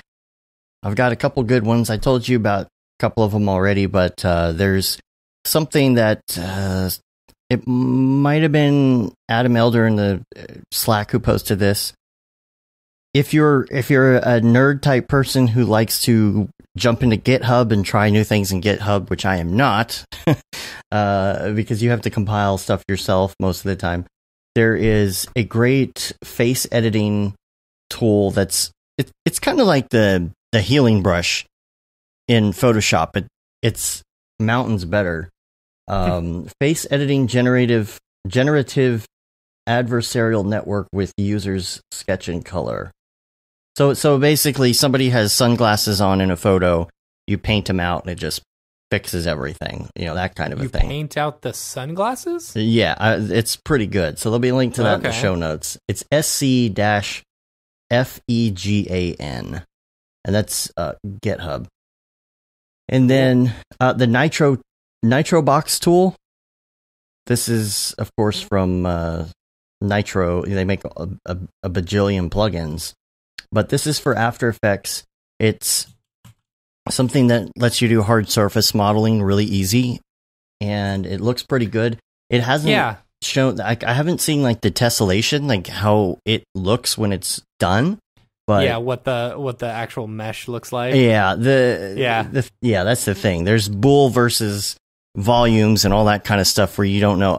I love working with volumes, but the poly count is just so high in the end. Yeah. You know, I mean, it looks so good, but sometimes you just can't. So I'm going to check that out and maybe report back. Yeah, I wonder if it's similar to the one that was released like a year or two ago, where it was basically just bools of bools of bools of bools, you know? Right. So check that out. And then, we got to talk about this. Gurnge. Yeah. Billy Chicken, he just posted his link to, is it Hoonigan or Hoonigan? And Ken Block's 2019 Ford Escort. I have no idea. I don't know how to pronounce the word. So it's basically this not race car, but like rally car. Uh-huh. And him and Ash Thorpe worked on this design for it, where they basically designed it using, 3D software. And then, sometimes people will design a car and they'll do it in CAD or something. And then, you'll have the renders after. This is starting with a render and using that as the basis. And oh my gosh, it's so good. And I think you told me he just this morning came out with the process video, right? Breakdown. Yeah. Oh man, that must have been really fun. And he has such a background in that already that this is great. I guess I can try and bring it up. Do you know where he posted the breakdown? Is it in Share or something on our Slack or? I don't know, but you can go to Gurnge's website and see a lot of this stuff. True. Maybe he posted it on there. Yeah. GERNGE.com. Mm-hmm. So, yeah. Yeah, let me bring it up here on the stream. Look at this. Ken Block's all-new Wild Ford Escort rally car. Yeah, that is absolutely amazing. I'll move your face off of it here. I'll click on it. You can see. And maybe the breakdown video is in here. Go to the YouTube channel. Go up right there. Yeah. Click on that. After I watch an advertisement for Masterclass. Oh, I'm taking this Masterclass. Nice. Are you? Yeah. So, man, this is. I'm really want to talk to Billy about this, and hopefully he can jump on the show. We're gonna do a live stream breakdown video with Adam Elder this week. And so maybe we can do kind of the same thing with Billy and just have him come on and do a live stream, aside from the podcast, and show off some of the stuff that he did. So it looks like there's a whole video here on the entire thing. So there's Ash Thorpe. That's what he looks like, Matt. Thanks. Yeah, we'll put the link to all that in the show notes. If you're listening in audio, we'll share that with you. And so next up, last one is a link that you sent to me. It's called Captain Disillusion. Oh, well, yeah, I think everyone knows Captain. I would hope everyone knows Captain I had heard the name, but I actually hadn't really checked it out. So Captain Disillusion, basically, anytime you see like what could be a hoax video or something where you're like, oh man, that's so cool. How'd they do that? He basically breaks it down, a super cool guy, YouTuber, and he works a lot in Blender. He's spoken at some of the Blender conventions and stuff like that. So yeah, I sent him an email saying if we could get him on the show. I thought that would be fun. Yeah. I like it because he will find these little odds and ends that point out that it's a fake video that you would never even imagine, even if you're good at catching those things. Yeah. He even broke down the audio from one of them. It was supposed to be like this fake photo drone thing. He broke down the audio and could tell that it was the same audio clip used over and over again. And if you enhance the audio, you can hear people talking in the background, So that's funny. But that's I also hit up what's his name? Oh, Andrew Price? From Andrew Price. Yeah. I emailed him, but he didn't respond. So if anyone knows Andrew Price, tell him to call me. The Blender Guru. Call me. All right, guess what? It's time for Beeple's People. Beeple's People, where'd you get that Beeple? Beeple's People, what's up with that guy? Yay. I'm going to bring up my Beeple viewer of choice. which is Twitter. Everybody at home can bring up your Beeple viewer of choice. And I usually have this ready, and I didn't have it ready today. So I'm going to Beeple's Twitter account, and I'm going to February 27th, Year of our Lord 2019. And I'm looking at the one called Streaming Wars. He had some great ones. He had some great ones this week. It was hard to choose. Was this the Mickey Mouse one? Yeah, yes. That's what I thought. Oh, really man. I'm pretty sure that was done in Arnold. Like, I think he's on an Arnold kick right now. An Arnold art maybe Toon Shader kick. It could be Octane. But could be. Yeah. Could be. That's I like funny. the Spotlight. If it's Octane, maybe that's Brograph Spotlight. But probably not. All right. So first of all, I think the Spotlight was done in post. Yeah, personally. I think so too. Yeah. Because if you look, it's like over everyone. Oh, it is over. Yeah. Whoops. Yeah, I see it now. Whoops. So first of all, the story. I already kind of have an idea of what the story is here. I think I have an idea of what this might be about. First of all, well, remember we talked about the fact that things like emoji faces and characters and stuff kind of lost their humor in the future.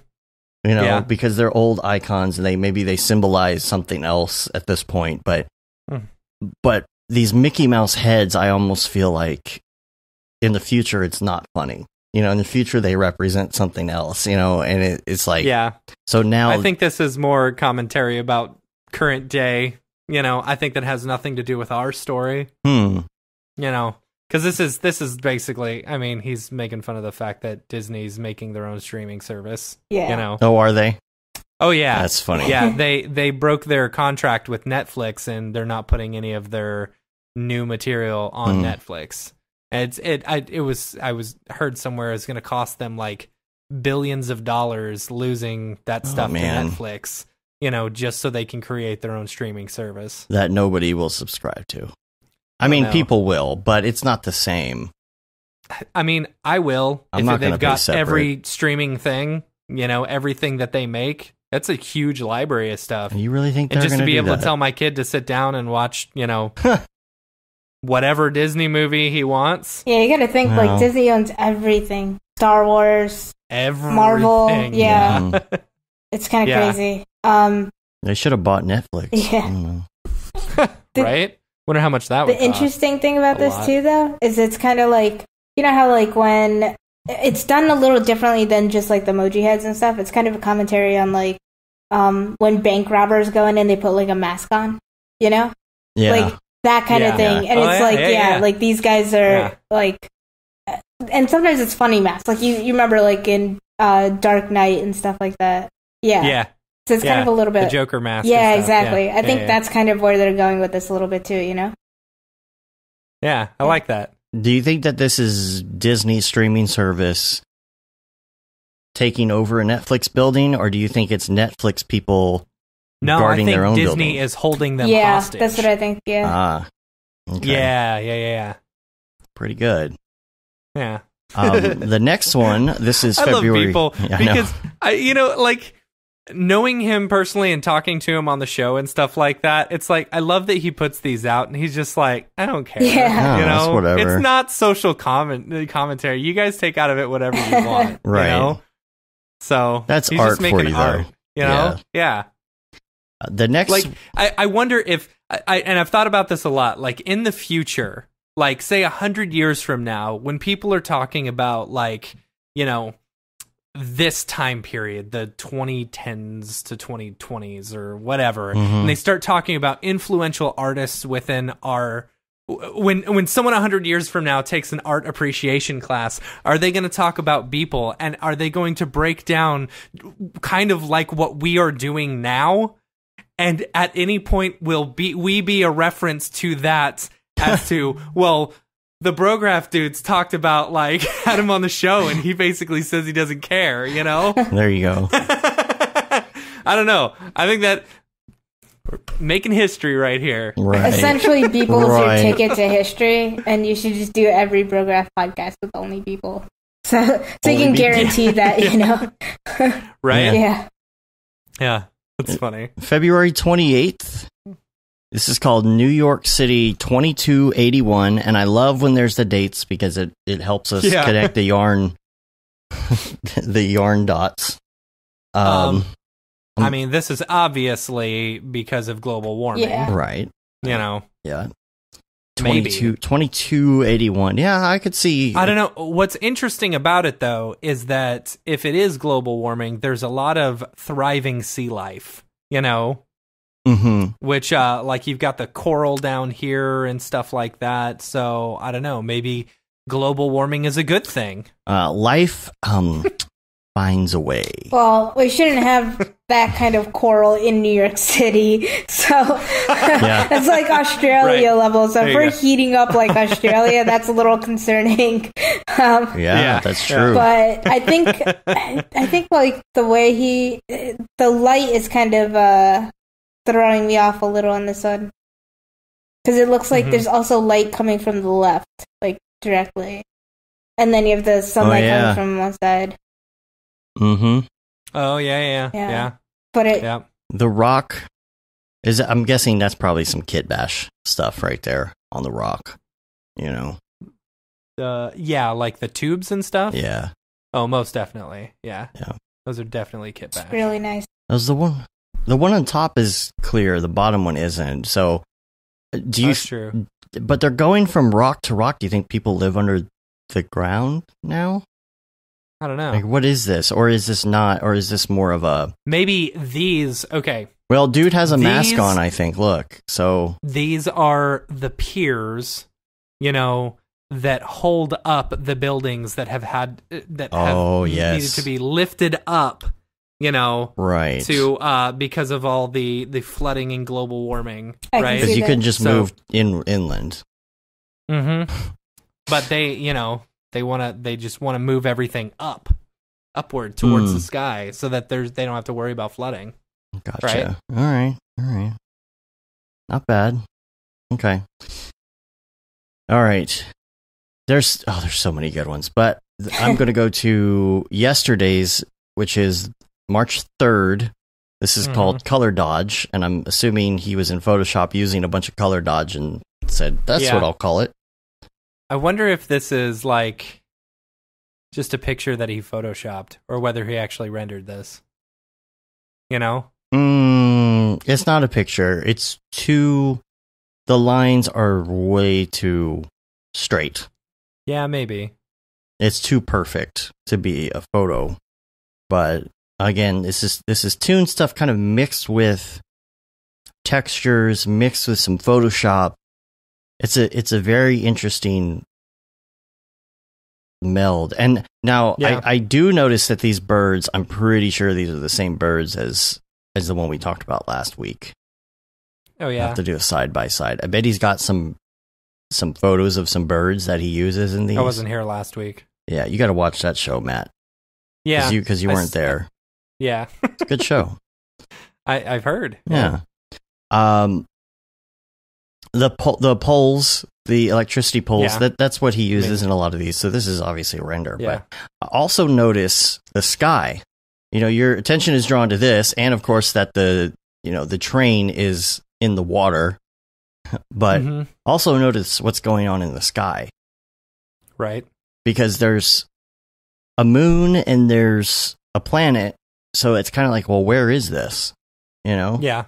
Is this on a moon of another planet? It's got to be. Yeah.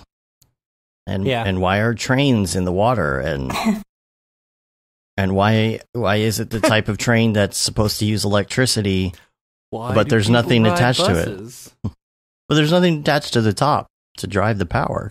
Yeah, that's true. So it kind of maybe looks it's broken like down. Yeah, it may have just been broken down. But you do see that like little bit that we're supposed to attach. Or he forgot a wire. Maybe in the future they wireless power. Use old. Yeah, there you go. All right. Oh, they retrofit it with batteries. Right. Those are old decommissioned trains that they repurposed for, boats or whatever. It's good though. I like it. Yep. Yeah, it's pretty. Definitely pretty. Had some really good ones this week. So Retribute was really nice. We won't get into it, but I love that one. Yeah. I read it wrong at first. So I was like, retribute? What? 2 emails I wanted to go to real quick, and then we're going to hop into Brograph Recommends.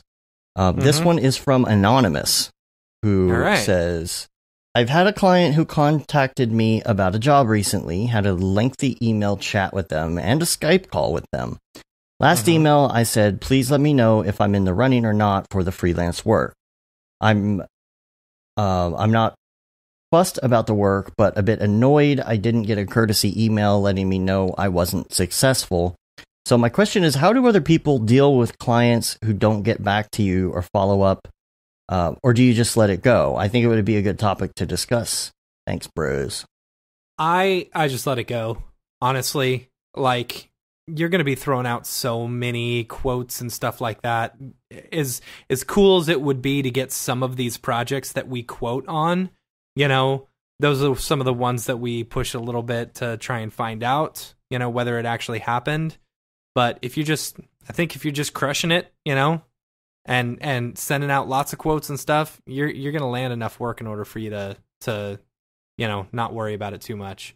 Of course, I can understand when you're slow.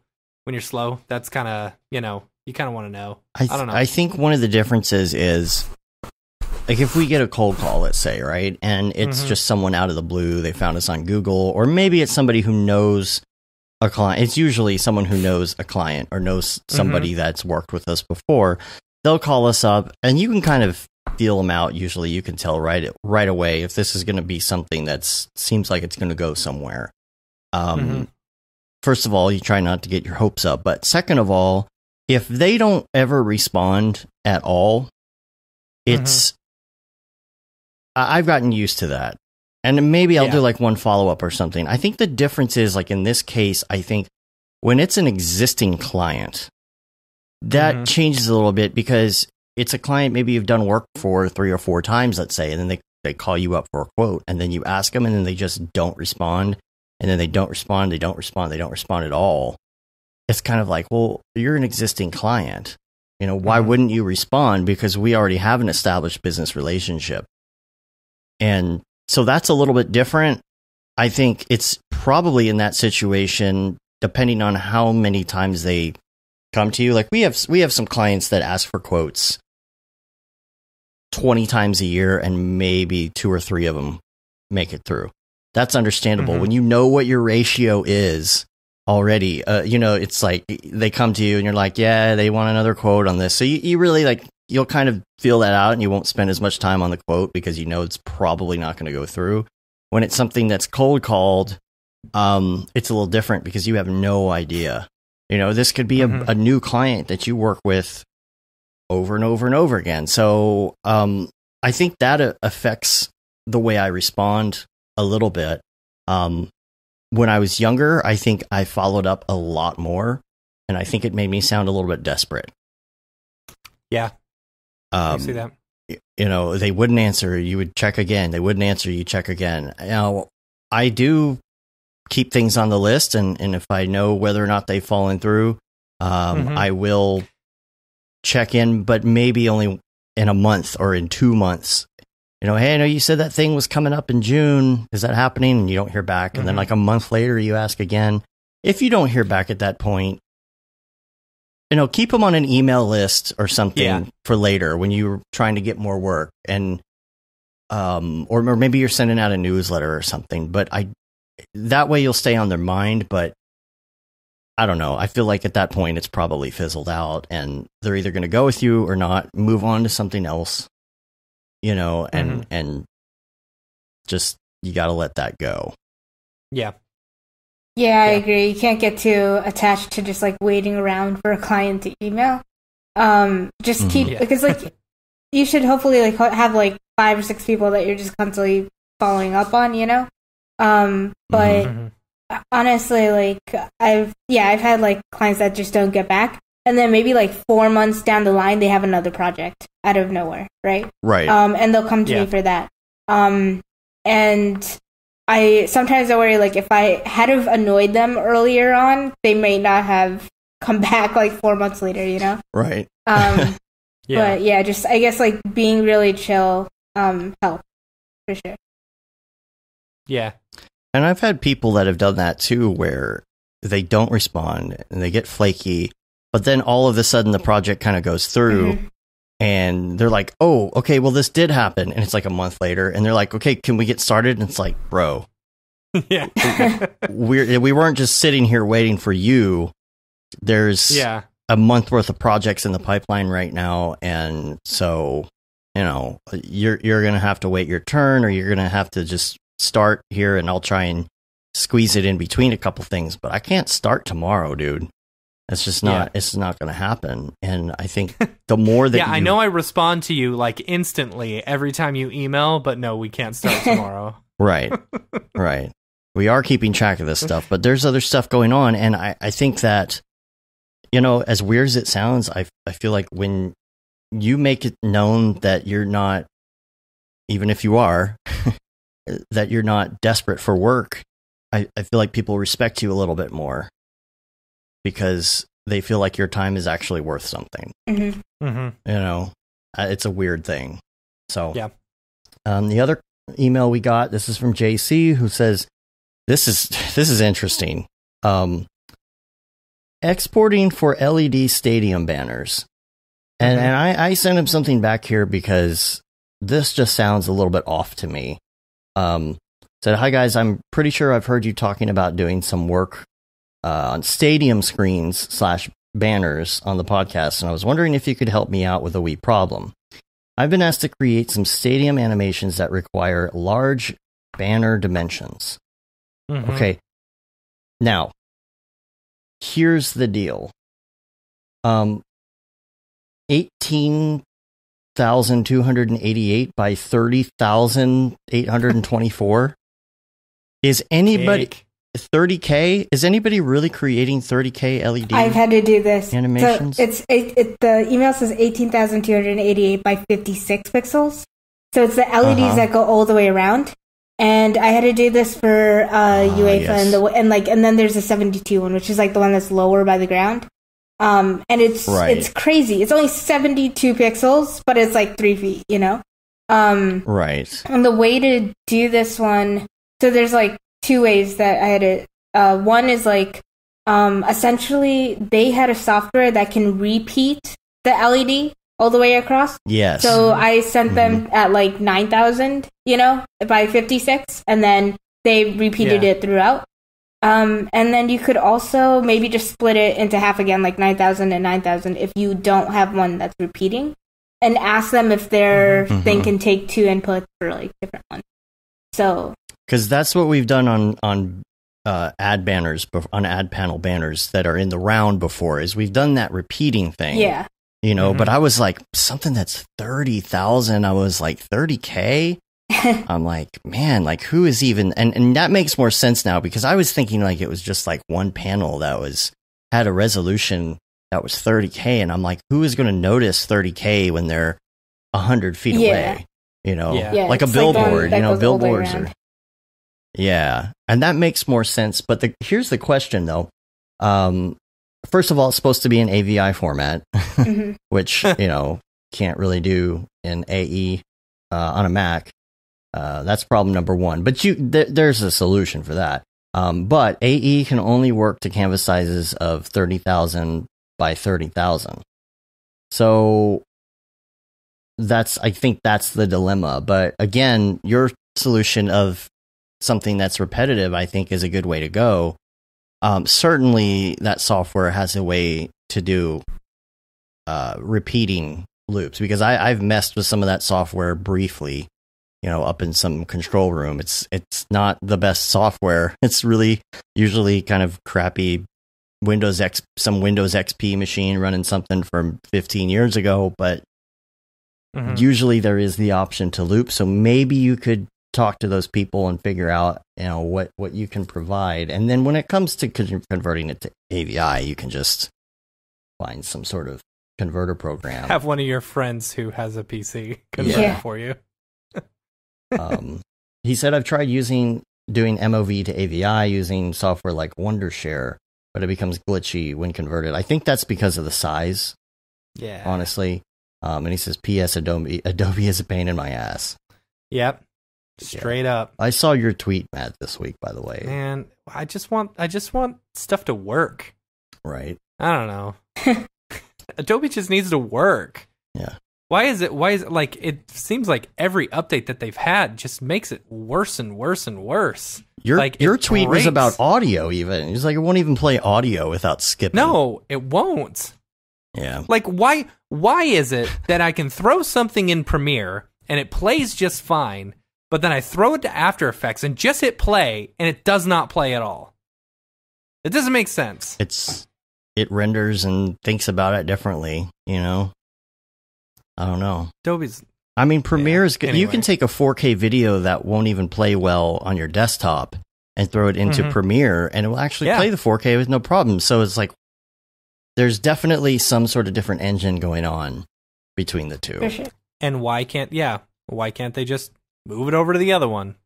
Come on. Well, it probably has to do with how it handles compositing. I'm sure there's a reason, but it's just But the thing is, like, I can throw 10 layers on top of each other in Premiere, no problem. You know, if I try and do the exact same text stuff or whatever with movement in After Effects, it just doesn't work. Yeah. It doesn't work. Oh, whatever. End rant. An end rant. Yeah. All right, let's move on to Brograph Recommends. So we're going to go through these here. Hopefully, I don't know if you had a chance to look at these ahead of time, but just fair warning, the last question, so that you have time to think about it, is what your favorite life hack is. Okay. So, all right, so we'll start with number one. What is your favorite movie? Okay, this is I have a lot of them. They just go back and forth. But the one I just saw like a week ago that I've been kind of into, it sounds lame, but it's called The Dressmaker. It's on Amazon, and it's a revenge story. It is not women just knitting dresses or anything. But it's like... It sounds familiar. I think I might have seen it up on the, new... Kate Winslet's in it. And it's a really good revenge story. And it's beautifully shot. So, like, there are some TV shows and films that I'll just be screenshotting throughout for reference for later, And that was one where my finger was just on Command Shift 4 the whole time, That's cool. So, yeah, it's just very beautifully shot. But one that I'm kind of looking forward to is Glass, and then all these new, like, Disney live-action films. I'm kind of interested to see those come out. The live-action Lion King? Yeah. That's animated? And Aladdin and Dumbo, I think, is the first one that comes out, actually. Yeah. What do you think about Will Smith in that part? That's weird. That's so weird. It was just weird. But I think, like, that's because we've seen him as, like, the Fresh Prince of Bel-Air and stuff. And I guess you kind of got to remember this film's also for children, who have not really seen him as the Fresh Prince. So, yeah. But it's definitely weird. Yeah. He has this kind of cornball feel to him now. Yeah, definitely. I guess. Yeah. I guess that's why I'm just like, Yeah. I don't know. Yeah. I'll walk out of the theater if at some point he says parents just don't understand. Oh my gosh. Oh man. What about music? What do you like music-wise? I listen to literally everything. But recently I've been on soundtracks a lot. Just like listening to like Spider-Man's soundtrack, Sunflower, like Post Malone, that was pretty good. And then also just like instrumentals of soundtracks and stuff. You're not the first person to say that. Actually, it's gotten. We actually hear that a lot. Yeah, Ryan said it last week. Yeah. I got into it because I was thinking about making a new reel, and I was like, I need some good music for this. So I was just like listening to it, and I was like, damn, this is really cool stuff. and then like all of a sudden something epic comes on. So like while I'm working, I just look really, really serious, you know? So it's like, you know, you fall into a mood, you know, with how you're working, and it's like spy music, and you're just like, you know, like trying to pretend like you're like hacking something. Hacking the Matrix. Yeah, exactly. So that's kind of what I've been into lately. And what about TV shows as well? Oh yeah. I love the cinematic kind of stuff in The Crown. Game of Thrones, definitely looking for that to come back. I watched so much TV because I usually just leave it on in the background while I'm working, or like while I'm cooking or anything. Like it's just there in the background. So I go through so much of it. But a really good comedy show that I found is called Life in Pieces. It's really funny. And it's like adult humor in a way too, which is kind of nice. For a family show, you know? But it's really funny. And then last night I started watching this TV show called Greenleaf on Netflix. And that is, it's juicy. I like it. It's like family drama based around like a black mega church. And the family just got all this drama. It's really cool. Yeah. But yeah, those are the ones I'm watching right now. Nice. Is it like loosely based on like TD Jakes or something? Is it the family that's like the pastor in the church, or is it a family that goes to the church? No, it's the pastor in the church. The pastor. Yeah. I wonder if it's based on TD Jakes at all, like here in Dallas, a huge mega church. Oh, real? Yeah, I'm Hindu. I don't know that stuff. I know it's like a few like here and there, like, but yeah, that stuff sounds actually really interesting. But there's a lot of drama. It's really good. Yeah. Cool. And podcasts, what do you listen to? Do you listen to podcasts? I guess should be the question. I do. I really do. I like a lot of the business and investing ones. I've gotten really like big into all of that. And there's this one by Harvard Business Review called IdeaCast. It's definitely really interesting. I've heard the name. Yeah. I listened to The Collective, GSG, like quite a few of the motion design ones, but also a few like graphic design ones too. I'm blanking on the name. So Deeply podcast, something like that. It had the word deep in it, or deeply. Deeply. And then maybe someone in the chat. Maybe somebody will know. Oh, I think it's the Deeply Graphic podcast or something. Yeah. Deeply Graphic. And then there's this one that I really love called Extra Credit. And it's essentially a dad explaining to his teenage son all the things he doesn't learn in school or learns wrong in school, you know? Like about like what's that one called Extra again? Credit. Extra Credit. It's really funny and short, like, 15 minutes kind of lessons and stuff. And they'll talk about things like medical marijuana. And it just gets really, or like, how old is the earth? Yeah. Or like Native American history and things like that. And it's very like quick, but it's really, really good. What did Columbus really do? Yeah, I think actually that is one of them. Yeah, I bet it definitely was. Yeah. Oh my gosh. Okay, so the description on this says, when he realizes his teenage son Elijah's Texas public school underplays the history of slavery and the theory of evolution, writer Neil Pollock decides to take Elijah's education into his own hands, supplementing it with his own dubious life lessons. Nice. Oh, I like that. I like it a lot. Yeah. And the kid's probably like, Dad. Yeah, pretty much. Yeah. He's like 14. Oh, one of the reviews says 2 stars. He's such a jerk to his son. Oh. Aw. It is pretty good though. Yeah. Son, I'll have to listen to that one. When I was your age, I was older than you. I don't know. Plugin. Ooh. Favorite plugin. It can be your render engine if you want. Yeah, it usually is. But I do want to get into Redshift. That has been my favorite, even though I haven't used it yet. And then X Particles is always just getting better and better every day. So that's that's definitely been a pretty good one.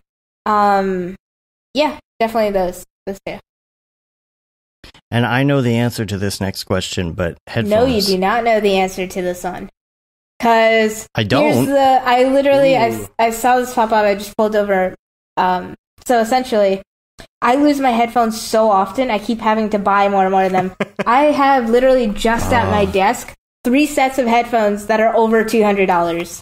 So. Oh gosh. And it's like, okay, so I'll tell you. I started with the B&O ones. I love these. And I left them in a different backpack, and then I put the backpack away, like, at the top of my closet.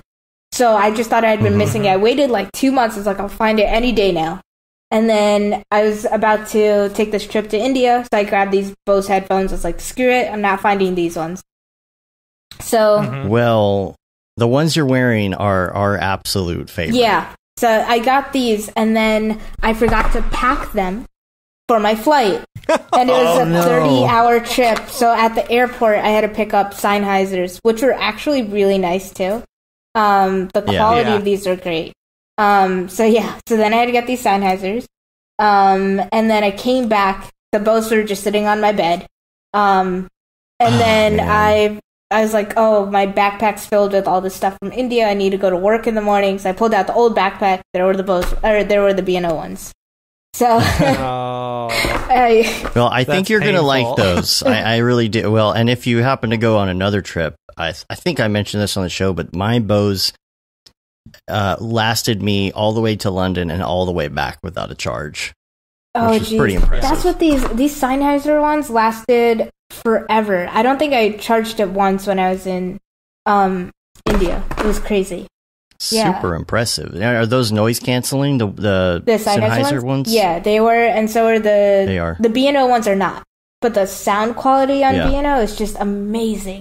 Like, check those out. Yeah, I like the Bose ones are the most comfortable, and the B&Os have like the best sound quality, but they're just not noise canceling.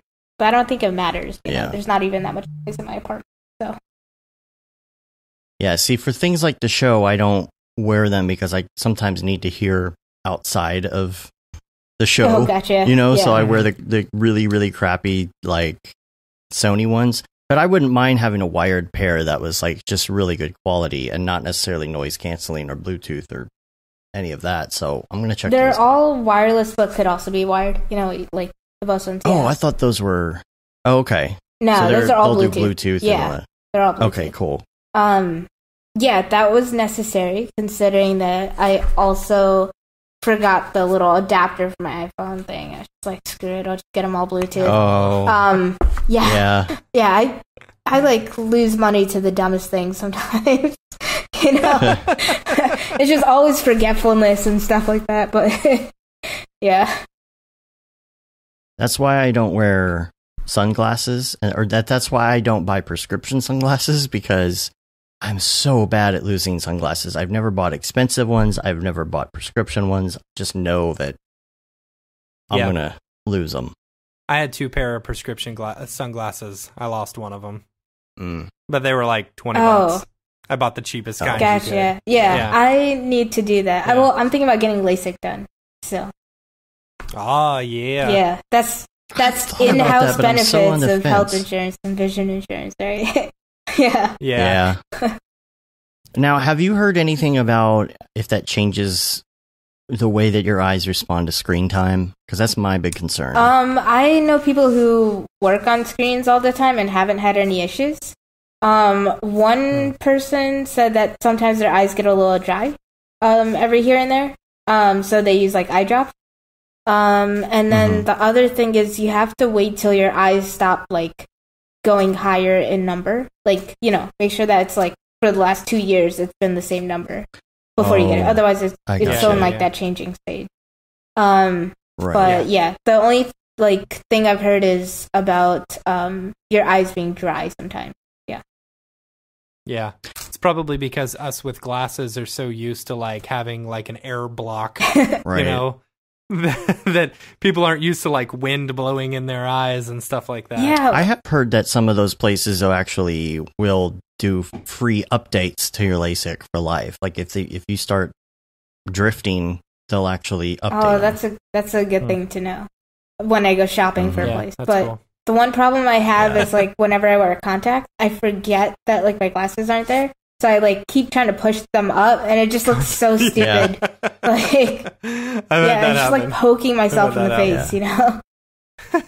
You get used to it, to the slight distortion as well, because I've noticed sometimes if I put on my contacts after a long time, things look normal. Yeah. But I'm so used to seeing the slight like curves on things like at the top, you know. You don't realize how much your perspective is off. Yeah. Yeah. Maybe that's why some people think the world is flat. Oh my god. Because they have glasses. Yeah. It's an illusion, Michael. Quite a theory. Funny. All right. 2 more. We got favorite website or Chrome extension, or I'm adding to that mix now, or app. Oh, okay. Well, those are all different answers, but like for website and Chrome extension, have you guys heard of Rabbit? No. It's I don't think so. Okay, so I travel all the time. I move around a lot, but my friends always stay in the same place. So it's a really easy way to like share a Netflix screen or like Amazon Prime or Hulu or something and watch something together. That's super cool. And you could like, there's a FaceTime one and a microphone. You could adjust the audio for that and your friend and stuff too, you know? And you could like watch a movie together. This is fun. I hated doing the like, okay, ready, set, play thing, you know? Right. And this just like solved everything. So every once in a while we'll like watch movies together, like a Rabbit session. That's really fun. And now are they not coming up with any legalities or anything on that? And does everyone have to have their you need your own account? Yeah, you have to sign into your own account, and you could it lets you share a tab on your Chrome.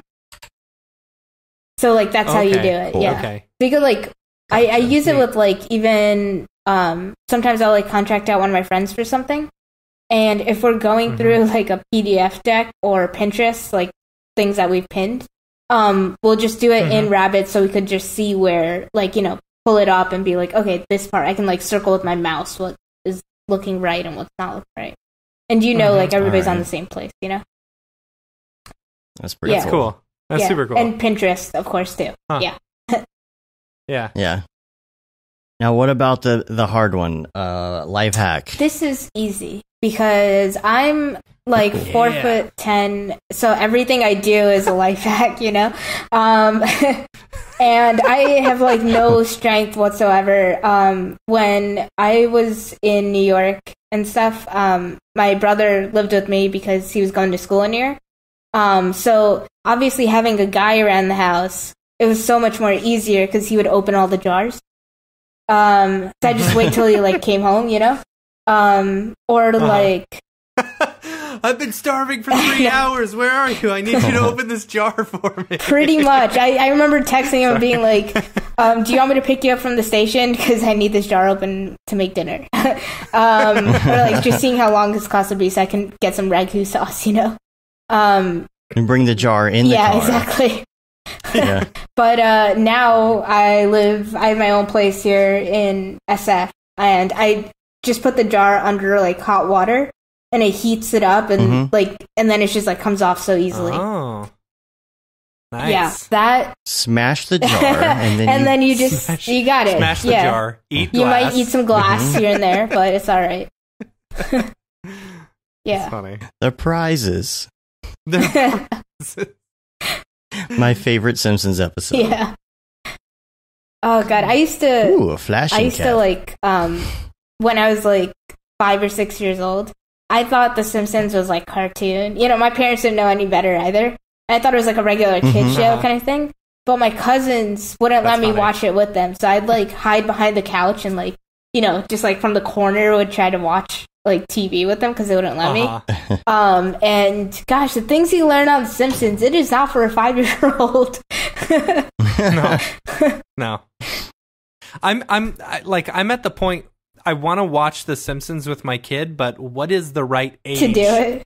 Before, because it's like all of these things. I was probably at that age when I was watching it. Oh, really? You know? And I'm like, yeah. because when it came out, like the first season when it came out, I was probably, I don't know, let's see, 7 or 8. Yeah. You know? And my parents were always okay with me watching it, even though, you know, Bart swore sometimes. I don't know. Mm-hmm. Yeah, I watch it with my 9-year-old, but we watch the first, like, anywhere in the first 10 seasons, which are the best. And I don't know. There's only been like maybe 2 things that I was like, that's a little bit much. But for the most part, I watch it and I'm like, well, 9's a decent like age. Family Guy or yeah. I mean, like when you're 5, you also don't have the maturity of any you don't have the maturity of a teaspoon, you know. So like you know, I heard Homer say "dough," and I was just like "dough," like, you know, just like walking around the house, and they're like, "Yeah, she's been watching it." Yeah, that's funny. Yeah, funny. Cool. Well, I think that wraps it up. We went 2.5 hours today. Geez, it's not bad. Not bad. Yeah, pretty good. Time flies. Yeah. We're gonna get out of here. I know, Matt, you got to go pick up your kid. Got to go pick up the kid. Yep. And speaking of eyes, I'm going to the eye doctor in 30 minutes. So I got lunch. Right. So it's 12:30 here. Yeah. Oh, there you go. I should probably do that too. Yeah. Next week, I believe Noseman is on the show next week.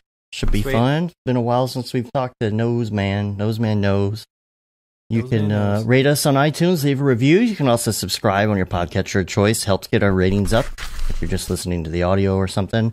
Subscribe to our newsletter. You can also say you've been there, done that, got the t-shirt with the No Brograph, No Mograph tee, the Gate and Simone limited edition shirt, the Paul Babb, Feel the Bab 2020 shirt. All the profits from that go to Doctors Without Borders. And then, of course, the Render Things shirt and hoodie. And now long sleeve tee, which should be showing up at my door tomorrow. Can't wait because it is a wind chill of 5 today. And so that's nice. And of course, we're on Facebook, Twitter, Instagram, YouTube, and Brograph.com. And so if people are looking for you, I know there's a website on the stream, but for people who are listening, where can people find you online? Straight up, just bhaktipatel.com. And funny enough, I'm not much of a social media person, but that's where you can find me. Yeah. Are you on Instagram or Facebook or Twitter or any of that stuff with your work? I'm on Facebook, but I only got a Facebook because I was about to work there. But not on Instagram or Twitter. I like to limit my social media. Yeah. It's good. Smart. It's good. It's smart, yeah. Yeah. Cool. Well, we're going to get out of here. Make sure you tune in next week. We got some cool stuff coming up, moving close to NAB, because we're going to be talking about NAB and what to expect and who's going to be there, and if you're going, what to do and what not to do in order to stay healthy and all that stuff, and not hungover, that kind of thing. So yeah, I'm looking forward to the next few weeks here before we lead up to that. And of course, if you're in Austin, make sure that you come out and hang out at Brian Beam's event. And you can get all the links and everything that we talked about today in the show notes for this episode. So cool. We're going to get out of here. Till next week, I'm Dave. And I'm Matt. I'm Bhakti. I'm not here next time. Bye-bye. Have a good one. Later, bros.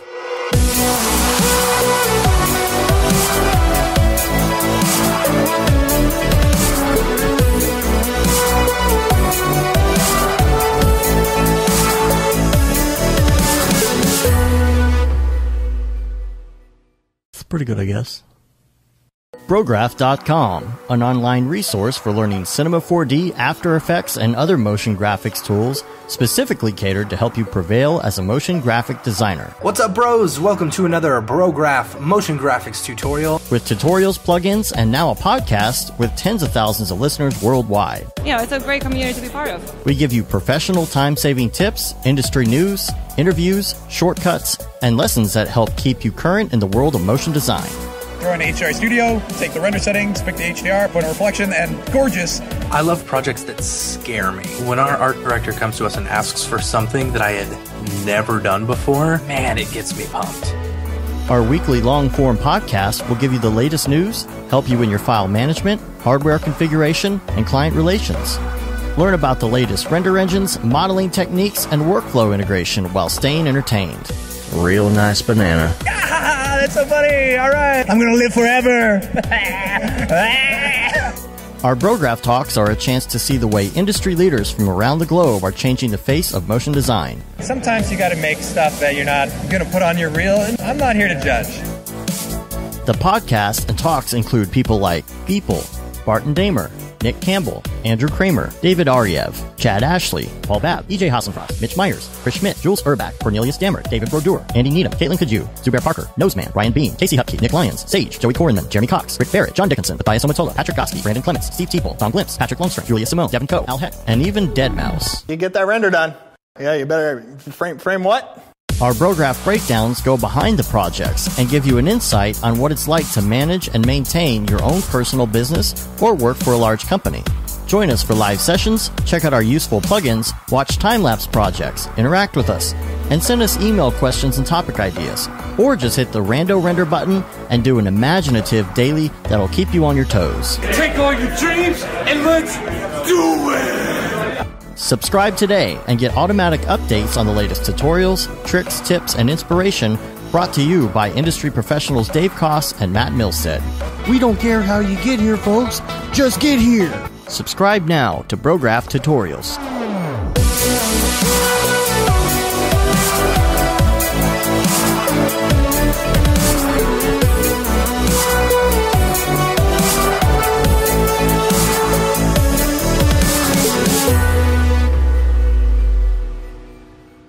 It's pretty good, I guess.